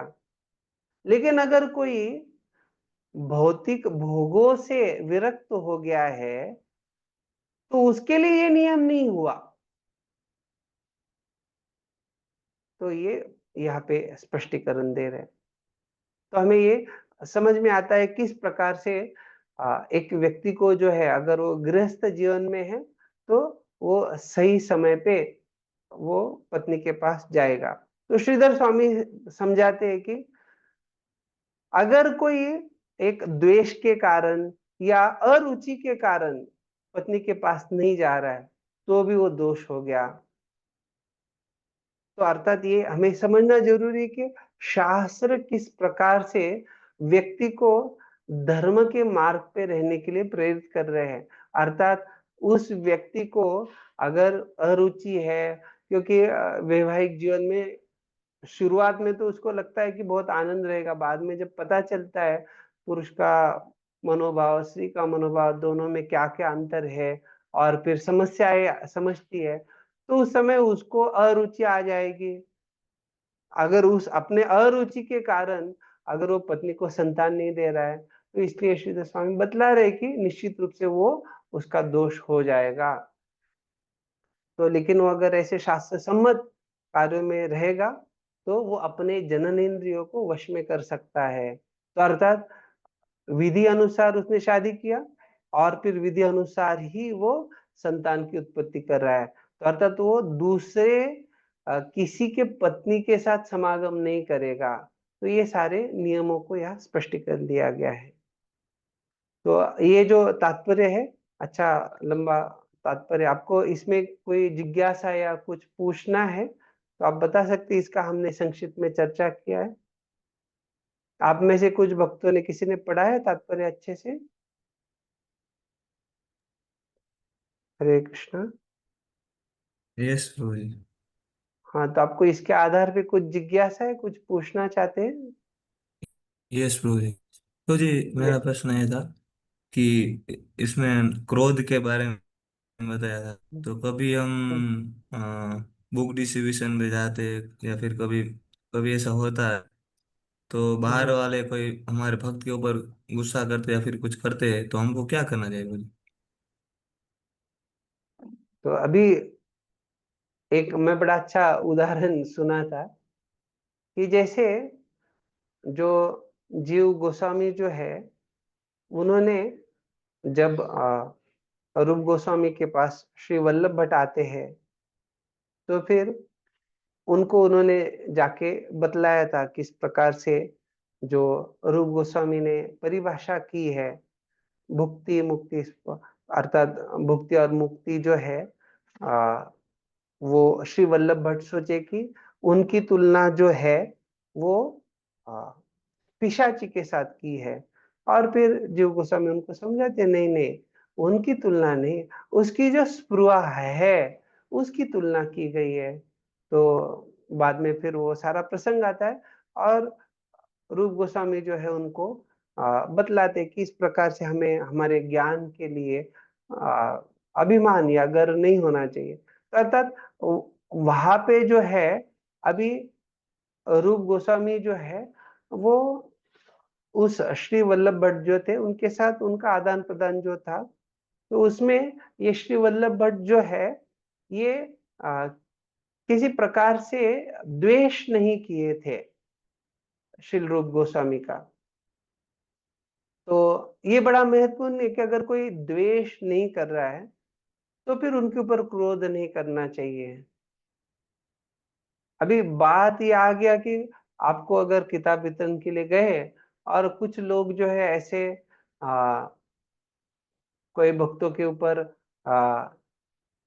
लांछन लगा रहे हैं या किसी प्रकार से कुछ बोल रहे हैं, निंदा कर रहे हैं, तो निश्चित रूप से परिस्थिति को देख के, अर्थात अगर ऐसा है कि वो व्यक्ति जहां आप प्रचार के लिए या किताब वितरण के लिए जा रहे हैं, वो व्यक्ति वहां पे बड़ा श्रेष्ठ व्यक्ति है, उसका बहुत अच्छा सब कुछ है वहां पे, और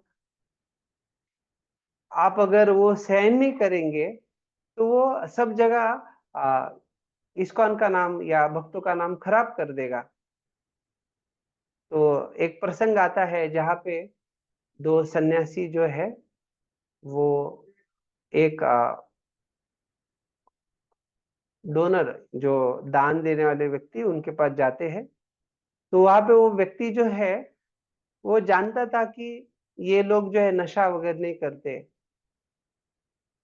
तो फिर उन्होंने उनके लिए जो है मिरिंडा ऐसे जो पेय है उनको लेके आए, और फिर उन्होंने कहा कि ठीक है, आप नहीं पिएंगे तो हम आपके सिर पे डालेंगे। तो उन्होंने उनके सिर पे डाला और उन्होंने वो सब सहन किया, और वो व्यक्ति जो है वो मेंबरशिप ले लिया। तो कहने का ये बात है कि कभी कभी भक्तों को इस प्रकार से जीवन में थोड़ा सहन भी करना पड़ेगा। ऐसा नहीं होगा कि अगर आप कहेंगे कि हाँ कुछ समस्या नहीं आएगी, सहन नहीं करना पड़ेगा, तो परिस्थिति को देखना चाहिए। अगर कोई अकेला व्यक्ति है जो अपशब्द बोल रहा है, तो उनको जाके आप स्पष्टता से बता सकते हैं कि ये जो व्यक्ति है जिनको आप कुछ बोल रहे हैं, इन्होंने अपने जीवन को न्यौछावर कर दिया है सारे संसार का, सारे समाज के सारे लोगों का उद्धार करने के लिए, और आप तो बस अपने जीवन में स्वार्थ वृत्ति से जी रहे हो। तो आपको इनके ऊपर लांछन लगाना उचित नहीं है, बल्कि अगर आपको चाहिए कि कुछ समस्या है वगैरह, तो हम उसका कुछ आपको समाधान बता सकते हैं। आपकी कुछ जिज्ञासा है या आपको लगता है कि कुछ हम गलत कर रहे हैं, तो उसका हम चर्चा कर सकते हैं। लेकिन अगर आप देखेंगे, इन्होंने सब कुछ भगवान की सेवा में लगा दिया है। अभी गृहस्थ भक्त है तो भी आप बता सकते हैं कि ये भगवान के प्रति समर्पित है, सारे लोगों को जो है सही जीवन में सही आनंद कैसे प्राप्त करना है, वो सब समझा रहे हैं। तो आप जो है उसके ऊपर इस ढंग से क्रोध कर सकते हैं जिससे उस व्यक्ति के जीवन में अच्छा परिवर्तन हो जाए। अगर आपके क्रोध के द्वारा परिणाम ये होता है कि जिस संस्था में, जिस जगह पे आप गए हैं, वो वहाँ के नेता लोगों को या सारे लोगों को लेके आके वो बतला रहे कि ये लोग जो है, इनको अच्छे से बात करने का ढंग नहीं, ऐसे कुछ होता है, तो बड़ा और समस्या हो जाएगा, गलत प्रचार हो जाएगा। तो परिस्थिति देख के बोलना गलत नहीं है, लेकिन उचित जगह उचित हमें प्रतिक्रिया देना चाहिए। अगर हम वो करेंगे, प्रभुपाद जी भी हमेशा कहते हैं कि one should act as per time place circumstances. जो भी है सही जगह, सही समय, सही परिस्थिति देख के हमें निर्णय लेना चाहिए क्या उचित रहेगा। आपको समझ में आ गया मैं क्या बताना चाह रहा हूँ? यस यस प्रभु। तो और जैसे मैंने आपको उदाहरण बताया था हनुमान जी का, अर्जुन का, अन्य उदाहरण, तो उदाहरण में आप देख सकते हैं कि वह स्पष्टता है कि एक तो है भक्तों का पक्ष है, दूसरा राक्षस जो है वो अभक्तों का पक्ष है। तो वह बड़ी स्पष्टता है। अभी आधुनिक समाज में ऐसा है कि लोग जो है साधु की भी परीक्षा लेना चाहते हैं, और क्या क्या अज्ञान के कारण बहुत सारी चीजें होती है। तो कभी कभी हो जाता है कि कुछ ऐसे लोग रहते हैं कि अगर आपके आदर्श व्यवहार को, विचारों को, आचरण को देखते हैं, तो वो लोग बहुत जल्दी उनमें बड़ा परिवर्तन हो जाता है। तो इसलिए अ, अभी का लोगों का वो संस्कृति विहीन होने के कारण हमें ये आशा नहीं कर सकते कि ओके, हमने उनके ऊपर क्रोध किया तो उनको लाभ होने वाला है। अभी लाभ होने के लिए उनको थोड़ा पता भी होना चाहिए कि अरे, कैसे कोई अगर भक्त क्रोध कर रहा है तो मेरा उसमें लाभ ही है। तो ये तो वो समझेंगे ही नहीं। बल्कि आप अगर देखेंगे कि कई सारी जगह लोग इतने अज्ञानी हैं कि वो तो भक्तों को मारने के ऊपर भी तुल जाते हैं, या कई कई सारी चीजें देखते हैं। तो थोड़ा हमें सावधान होना चाहिए, जो कि भगवान की कृपा से हमें ये जो अवसर प्राप्त हुआ है मनुष्य देह का, जिसमें हम सही परंपरा में जुड़ गए, सही लक्ष्य को समझ गए हैं, उसको अभी पालन करने के लिए जो शरीर प्राप्त हुआ है, ये नहीं कि हम उस क्रोध के कारण उस शरीर को ही खो बैठे। अगर ऐसी कोई अवस्था है जहाँ वो लादिनी माता जी का प्रसंग आता है, जिन्होंने भक्तों के लिए अपने शरीर को न्यौछावर कर दिया, तो बहुत आदर्श उदाहरण है।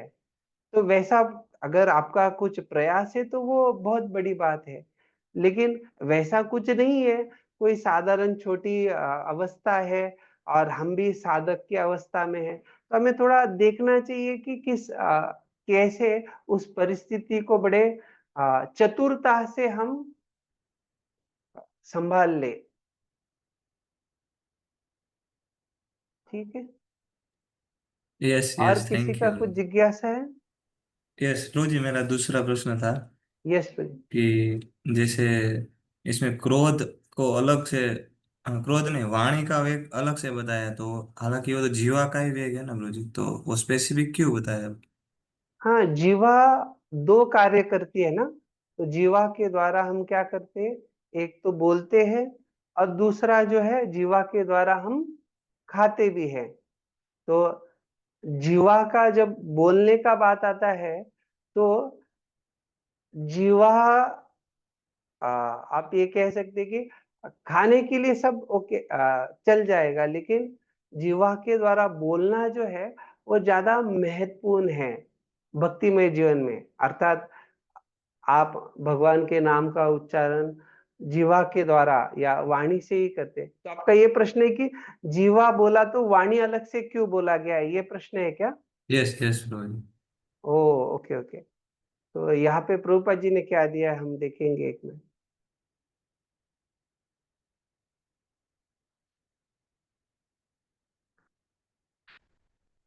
वाचो वेगम ये हो गया, और जीवा वेगम, तो जीवा वेगम में जीव के वेग को बताया गया है, ठीक है।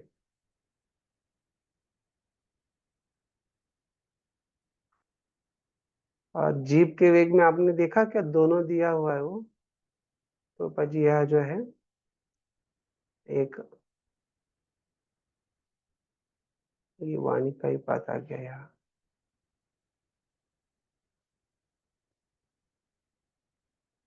ठीक है, इसमें मेरा जो समझ है वो है कि जीवा जो कार्य करे अर्थात जीवा के द्वारा जो शब्द आ रहे, तो वही एक प्रकार से वाणी है।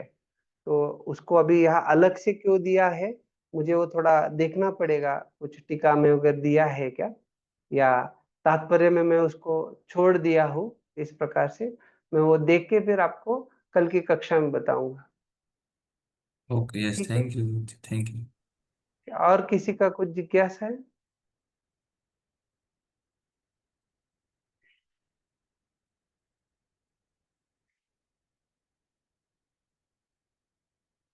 ठीक है, तो हम जो है इसके ऊपर जो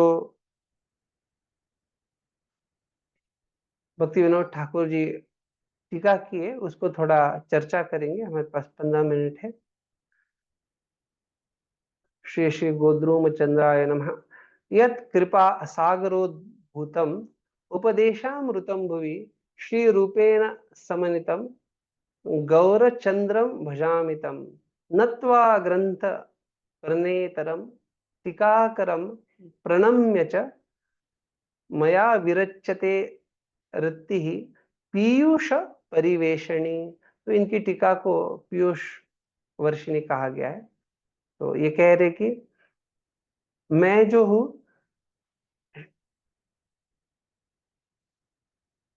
गौरचंद्रम भजामि, मैं भगवान गौरचंद्र जो है उनका आराधना करता हूँ, उनका सेवा करता हूँ, जो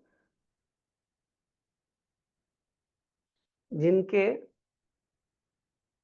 सागरोद्भुतम उपदेशामृतम भुवि, अर्थात जिनके कृपा से ये उपदेशों का जो सागर, उपदेशों के अमृत का जो सागर है, नहीं सॉरी, सागर उपदेशामृतम भुवि, हाँ ये कह रहे कि यत कृपा सागरोद्भुतम, अर्थात इनके कृपा के सागर से जो उद्भूत हुआ है, तो ये उपदेशामृत जो है ये कैसे प्राप्त हुआ, ये श्री रूपेण समन्वितम, ये रूप गोस्वामी के द्वारा जो है इसको बनाया गया और उसको हम प्राप्त किए।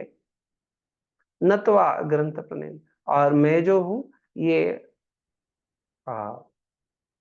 ग्रंथ को बनाने वाले प्रणेतरम जो है टीकाकर, तो इनको मैं नत्वा प्रणाम करता हूँ, और टीकाकरम प्रणम, और इसके जो टीकाकार है उनको भी हम प्रणाम करते हैं।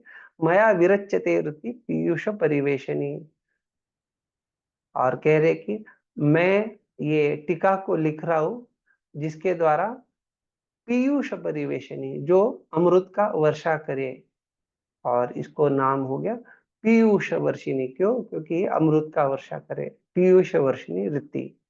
और भक्ति सिद्धांत सरस्वती ठाकुर का हमने देखा वो अनुवृत्ति है। तो अन्याभिलाषिता शून्यम ज्ञान कर्मादि अनावृतम अनुकूलेन कृष्णानुशीलनम भक्तिरुत्तमा। अर्थात शुद्ध भक्ति क्या है वो समझाते हैं। आनुकल्य से संकल्प, तो शरणागति के जो 6 प्रकार हैं,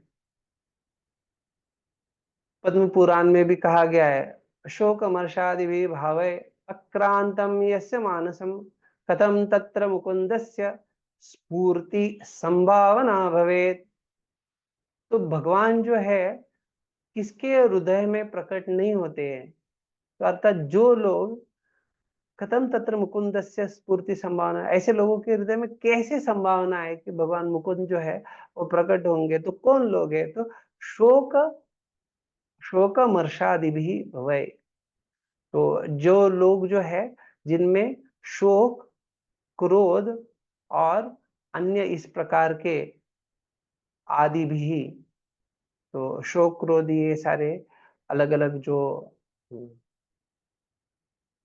वेग वेग नहीं कह सकते, ये जो समस्या है, जैसे कामलोभादयश्च, जिस प्रकार से अनर्थ है, तो ये सारे जो है जिनमें है उनके हृदय में कथम, कैसे भगवान मुकुंद जो है वो प्रकट हो सकते हैं? श्रुत्वापि नाम महात्म्यम यह प्रीति रहितो धमः अहम ममति परमो नामनी सोप्य अपराध कृत।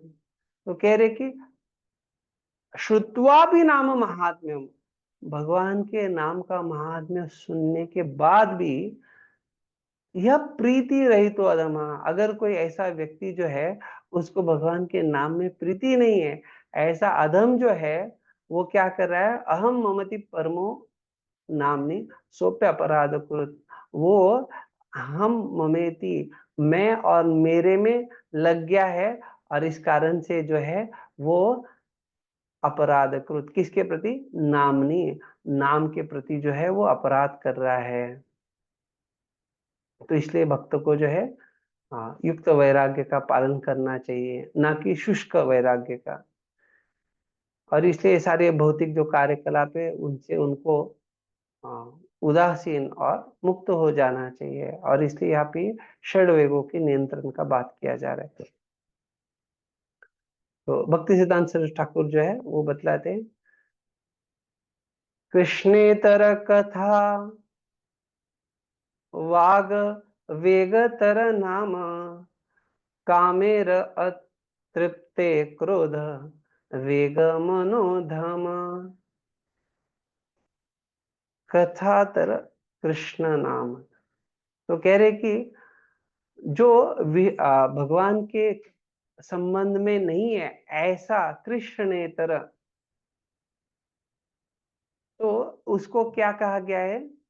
वाग वेग तर नाम, अर्थात वो जो है वो वाचा का वेग है। और कामेर अतृप्ते क्रोध वेग मनोधम, और जब क्रोध के वेग का बात आ रहा है तो कह रहे कि कामेर अतृप्ते क्रोध वेग मनोधम, तो अर्थात जब काम की अतृप्ति होती है तो वो क्रोध आता है, और साथ साथ मनोधम कह रहे कि साथ साथ जो है ये मन की भी जो इच्छाएं है, वेग है, ये भी अतृप्त इच्छाओं के कारण ही है। सुस्वादु भोजनशील जिह्वा वेगदास अतिरिक्त भोक्ता ये उदरित आस। तो कह रहे कि जो लोग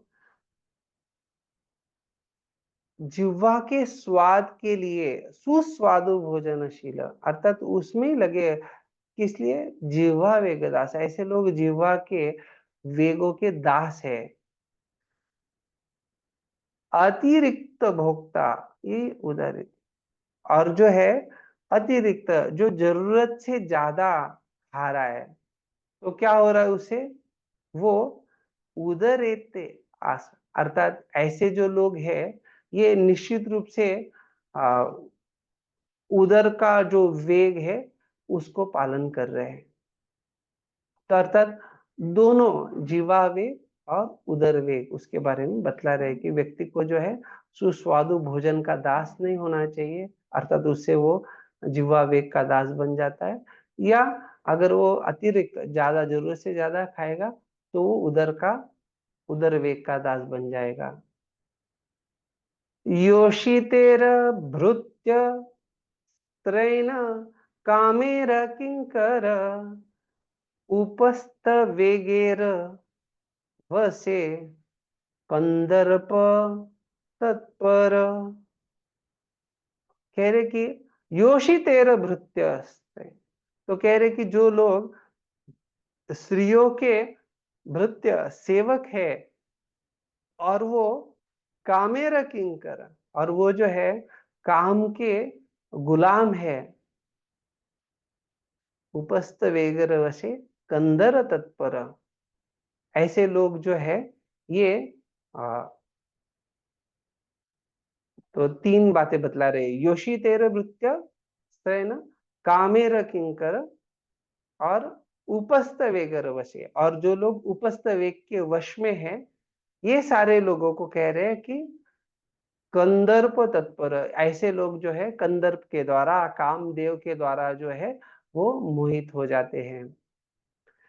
ये क्षय वेगयर वसे सदाराय, से जन गोस्वामी करे पृथ्वी विजय।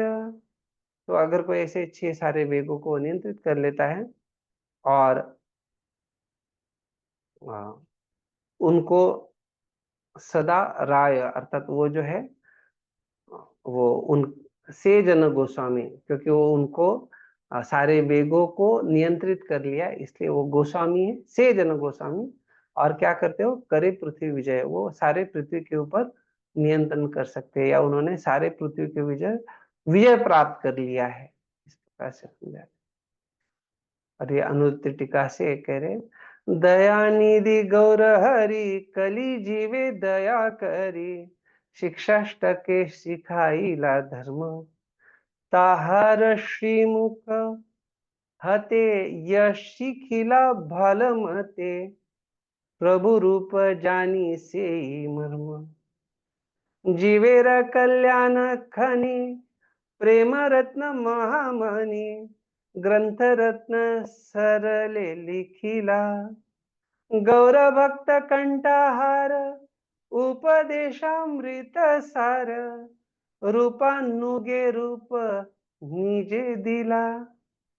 तो कह रहे कि भगवान को यहाँ पे बता रहे, दयानिधि गौर हरि कली जीवे दया कोरी, अर्थात चेतन महाप्रभु ये जो है बड़े कृपा के सागर है, दया निधि है, और कलयुग के जीवन के ऊपर बड़ी कृपा किया है इन्होंने।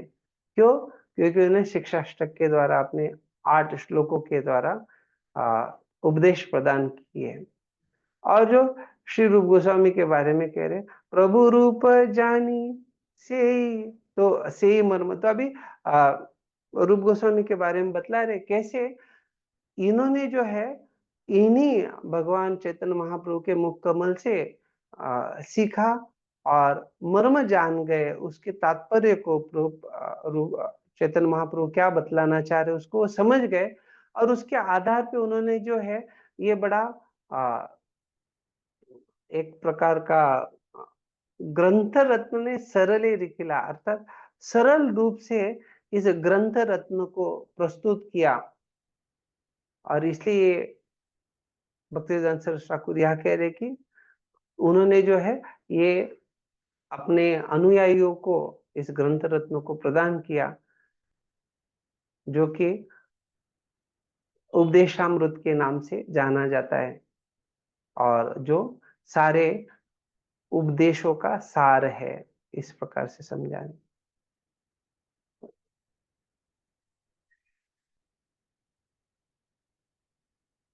बस और थोड़ा देख के फिर हम रुकेंगे।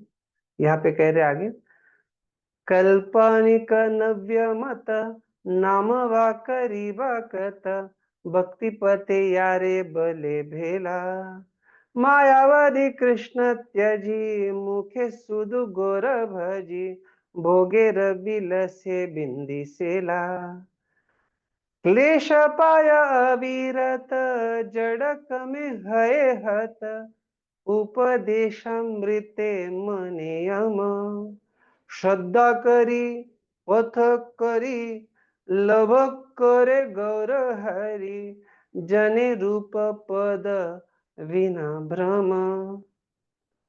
तो कह रहे कि बहुत सारी जो है कल्पनिक नव्य मत, बहुत सारे अलग अलग नए नए मत आ जाते हैं और ऐसे अलग अलग धारणाओं से, और उनके कितने सारे हम नाम ले कथन, और ऐसे जो आ, मायावादी कृष्ण त्याजी, ऐसे जो भ्रमित हो गए ऐसे लोग, मायावादी लोग जो है वो कृष्ण को त्याग कर देते हैं और वो कहते हैं कि मुखे सुधु गोरा भजी, अर्थात मुख से बस क्या कह रहे हैं कि गौरांग का भजन करो, लेकिन वो अपने आप को जो है सारे भोगों में लगा देते हैं और नित्यशा यातनाओं से गुजरते हैं। क्यों? क्योंकि उनका जीवन जो है भौतिक इच्छाओं के कारण नाश हो जाता है। और निश्चित रूप से यहाँ पे बड़ा सुंदरता से कह रहे, उपदेशामृते माने यम, अर्थात ये जो उपदेशामृत है उसको अपना मृत्यु ही समझते हैं। श्रद्धा करी पोतो करी लाभ करे गौर हरि। तो निश्चित रूप से अगर कोई श्रद्धा से इस श्री उपदेशामृत का अध्ययन करता है तो ऐसा व्यक्ति निश्चित रूप से वो लाभे करे गौर हरि, उसको जो है निश्चित रूप से गौर हरि प्राप्त हो जाएंगे और श्री रूप गोस्वामी को जान पाएंगे, जिससे कि उनके सारे जो भी गलत धारणाएं वो नाश हो जाएगी।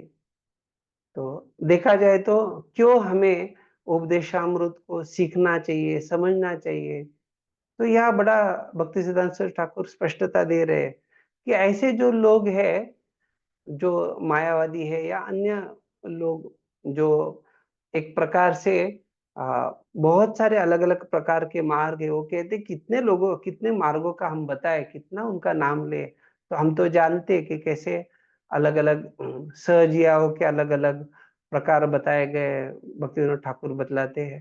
तो ये सारा जो है उनका नाम लो, उसमें चर्चा करो, वो तो बहुत बड़ा बात हो गया, लेकिन कह रहे कि ऐसे लोगों के लिए उपदेशामृत जो है उनके लिए वो यम के समान है, मृत्यु के समान ही है।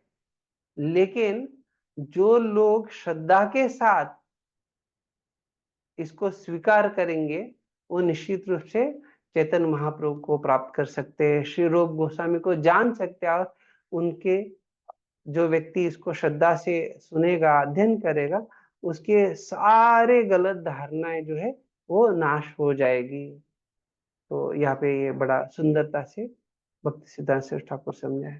तो आप में किसी को कुछ जिज्ञासा है तो पूछ सकते हैं। कल की कक्षा में जो है हम प्रभु जी का जो प्रश्न है उसका चर्चा करेंगे पहले, और उसके बाद जो है हम आगे का श्लोक संख्या 2 से चर्चा जारी रखेंगे। हरे कृष्ण। अब में हरे कृष्ण। यस मुझे एक हेल्थ के रिगार्डिंग क्वेश्चन था। Yes yes. मुझे आप इतने सालों से आश्रम में हैं और जनरली अभी देखा जा रहा है कि आश्रम में बैक पेन का थोड़ा प्रॉब्लम आ रहा है। बैक पेन का, हाँ। तो उसके लिए हम क्या कर सकते अभी मैं तो आपको थोड़ा स्पष्टता से बता रहा हूँ, तो हो सकता है कि किसी का अन्य मत भी होगा, लेकिन मैं थोड़ा स्पष्ट बता रहा हूँ क्योंकि ये मेरा वैयक्तिक मत है। तो वैयक्तिक मत के लिए कोई ये नहीं कर सकता, आक्षेप नहीं ले सकता, ठीक है ना? हैं? जी। तो पहला तो ये बात है कि जब कोई व्यक्ति भौतिक संसार में है और भौतिक देह को धारण किया है, तो भौतिक देह की जो जरूरत है उसके अनुसार उसको कार्य करना चाहिए। तो इसलिए प्रभुपाद जी कहते हैं कि हर रोज जो है हरिनाम संकीर्तन में जोर जोर से कूदो, नृत्य करो उत्साह से, तो अलग से आपको क्या होगा कि ज्यादा कुछ जिम में जाना वगैरह नहीं करना पड़ेगा। ये एक बात हो गया। लेकिन ये हो जाता है कि क्योंकि हमारा जो है उस प्रकार से जैसे समय बढ़ता है और व्यस्तता बढ़ जाती है, तो कभी कभी लोग जो है उनको बड़ा मुश्किल हो जाता है और ये भी डर रहता है कि अगर ज्यादा कूदेंगे, कभी कभी किसी का पैर का प्रॉब्लम हो जाता है, फिसल, बहुत सारा समस्या आता है। तो अगर वो संभव नहीं है उतना मात्रा में नृत्य करना, नृत्य तो करते ही हम, लेकिन उतना जिससे कि पूरा शरीर के लिए पसीना आए और अच्छा शरीर अच्छा बना रहे, तो अपनी जरूरत के अनुसार उस व्यक्ति को जिसको बैक पेन या ऐसी समस्या है, उसको चाहिए कि जो एक तो सबसे महत्वपूर्ण होता है कि प्राणायाम करना चाहिए, और दूसरा शरीर का जो व्यायाम है, जो फिजिकल एक्सरसाइज, तो वो जो है वो बड़ा जरूरी है। और उस व्यायाम में सबसे महत्वपूर्ण होता है कि कुछ कुछ लोग जो सूर्य नमस्कार सिखाते हैं, तो उसमें ऐसे भी कुछ प्रशिक्षक है, जैसे पूना में एक व्यक्ति सिखाए तो आधे घंटे में 50 सूर्य नमस्कार करके होता है। तो हमारे लिए उतना जरूरी नहीं कि 50 वगैरह, लेकिन 15 मिनट में 25 सूर्य नमस्कार कर रहा है, या उसका शरीर का जरूरत है थोड़ा ज्यादा करेगा, आधा घंटा देगा, लेकिन वो उसके लिए जो जरूरत है उसके अनुसार उसको प्राणायाम भी करना चाहिए, जिससे क्या होता है, वायुओं का संतुलन होता है। और दूसरा जो है, उसको चाहिए कि शरीर बाहरी रूप से जो थोड़ा तंदुरुस्त रहना है, तो उसके लिए सूर्य नमस्कार या जैसे आपने देखा होगा कि तालीम होता है ना, उसमें बिना यांत्रिक उपकरणों के, अर्थात वो कृत्रिम नहीं है, वो क्या करते हैं, उसको डिप्स या जोर बैठक उस प्रकार से वो यांत्रिक चीजों का मदद करके नहीं किया जाता, तो वो जो है वो अच्छा प्रकार का व्यायाम होता है। लेकिन मैं ये जो है जिम वगैरह वो रिकमेंड नहीं करता। मतलब मेरा जो सोच है, मैंने जो देखा है कि अगर कोई इस प्रकार से व्यायाम करेगा, प्राणायाम करेगा, एकदम सेहत तंदुरुस्त रहता है, और उसको वायुओं का नियंत्रण होने के कारण जो है वो समस्याएं भी नहीं होती, जैसे वात का समस्या, अन्य अन्य कुछ समस्याएं होती है, वो समस्याओं से भी बचता है वो। तो इस प्रकार से प्रभुपाद जी ने जो निर्देशन दिए हैं, जैसे अगर हम हर रोज चरणामृत लेते हैं, नृत्य करते हैं, वो चीजों को भी करना है। और जो लोगों को वो करके उनका सब कुछ ठीक चल रहा है, तो उनको अलग से दूसरा कुछ समय देने का जरूरत नहीं। लेकिन किसी को लग रहा है कि उसके शरीर के लिए जरूरत है, तो उनको अलग से भी समय देना चाहिए। क्योंकि मैं वैयक्तिक रूप से मैं भी हर रोज समय देता हूँ, क्योंकि मेरी वो अलग से जरूरत है। और मैंने हमारे मंदिर के अध्यक्ष जो उनको भी स्पष्टता से बताया कि मेरे शरीर की ये समस्या है, वातावरण के अनुसार वगैरह मुझे ये जरूरत है, तो मैं जो हूँ ऐसे हर रोज व्यायाम करता हूँ। बल्कि उन्होंने भी कहा कि आप व्यायाम के साथ साथ जो है कुछ अलग अलग प्रकार के तेल लगाना चाहिए, वैसे वो बता रहे थे। तो मैं ये बताना चाह रहा हूँ कि हाँ, ये सही है कि व्यक्ति के शरीर के अनुसार उसको जो जरूरत है वो करना चाहिए। क्योंकि शरीर खलु धर्म साधनम, अर्थात ये जो शरीर है, इसके द्वारा क्या कर रहे हैं हम, भक्ति कर पा रहे हैं। कोई कहेगा कि नहीं, टॉर्च शरीर को इतना ये करो, तपस्या करो।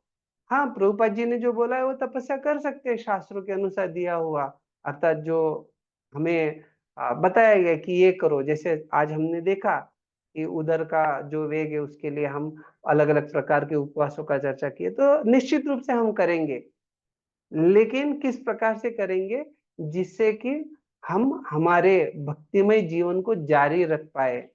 जैसे कुछ कुछ जगह पे आपको पता होगा कि जो नेता या वहाँ के गुरु महाराज वगैरह है, वो बतलाते हैं कि आप जो है ऐसे जगह पे यात्रा को मत जाओ जहाँ पे संभावना है कि आप शरीर खो बैठोगे। तो अर्थात ये शरीर जो है, इसका आपको अवसर मिला है भक्ति करने के लिए, तो उसको क्यों खोने का।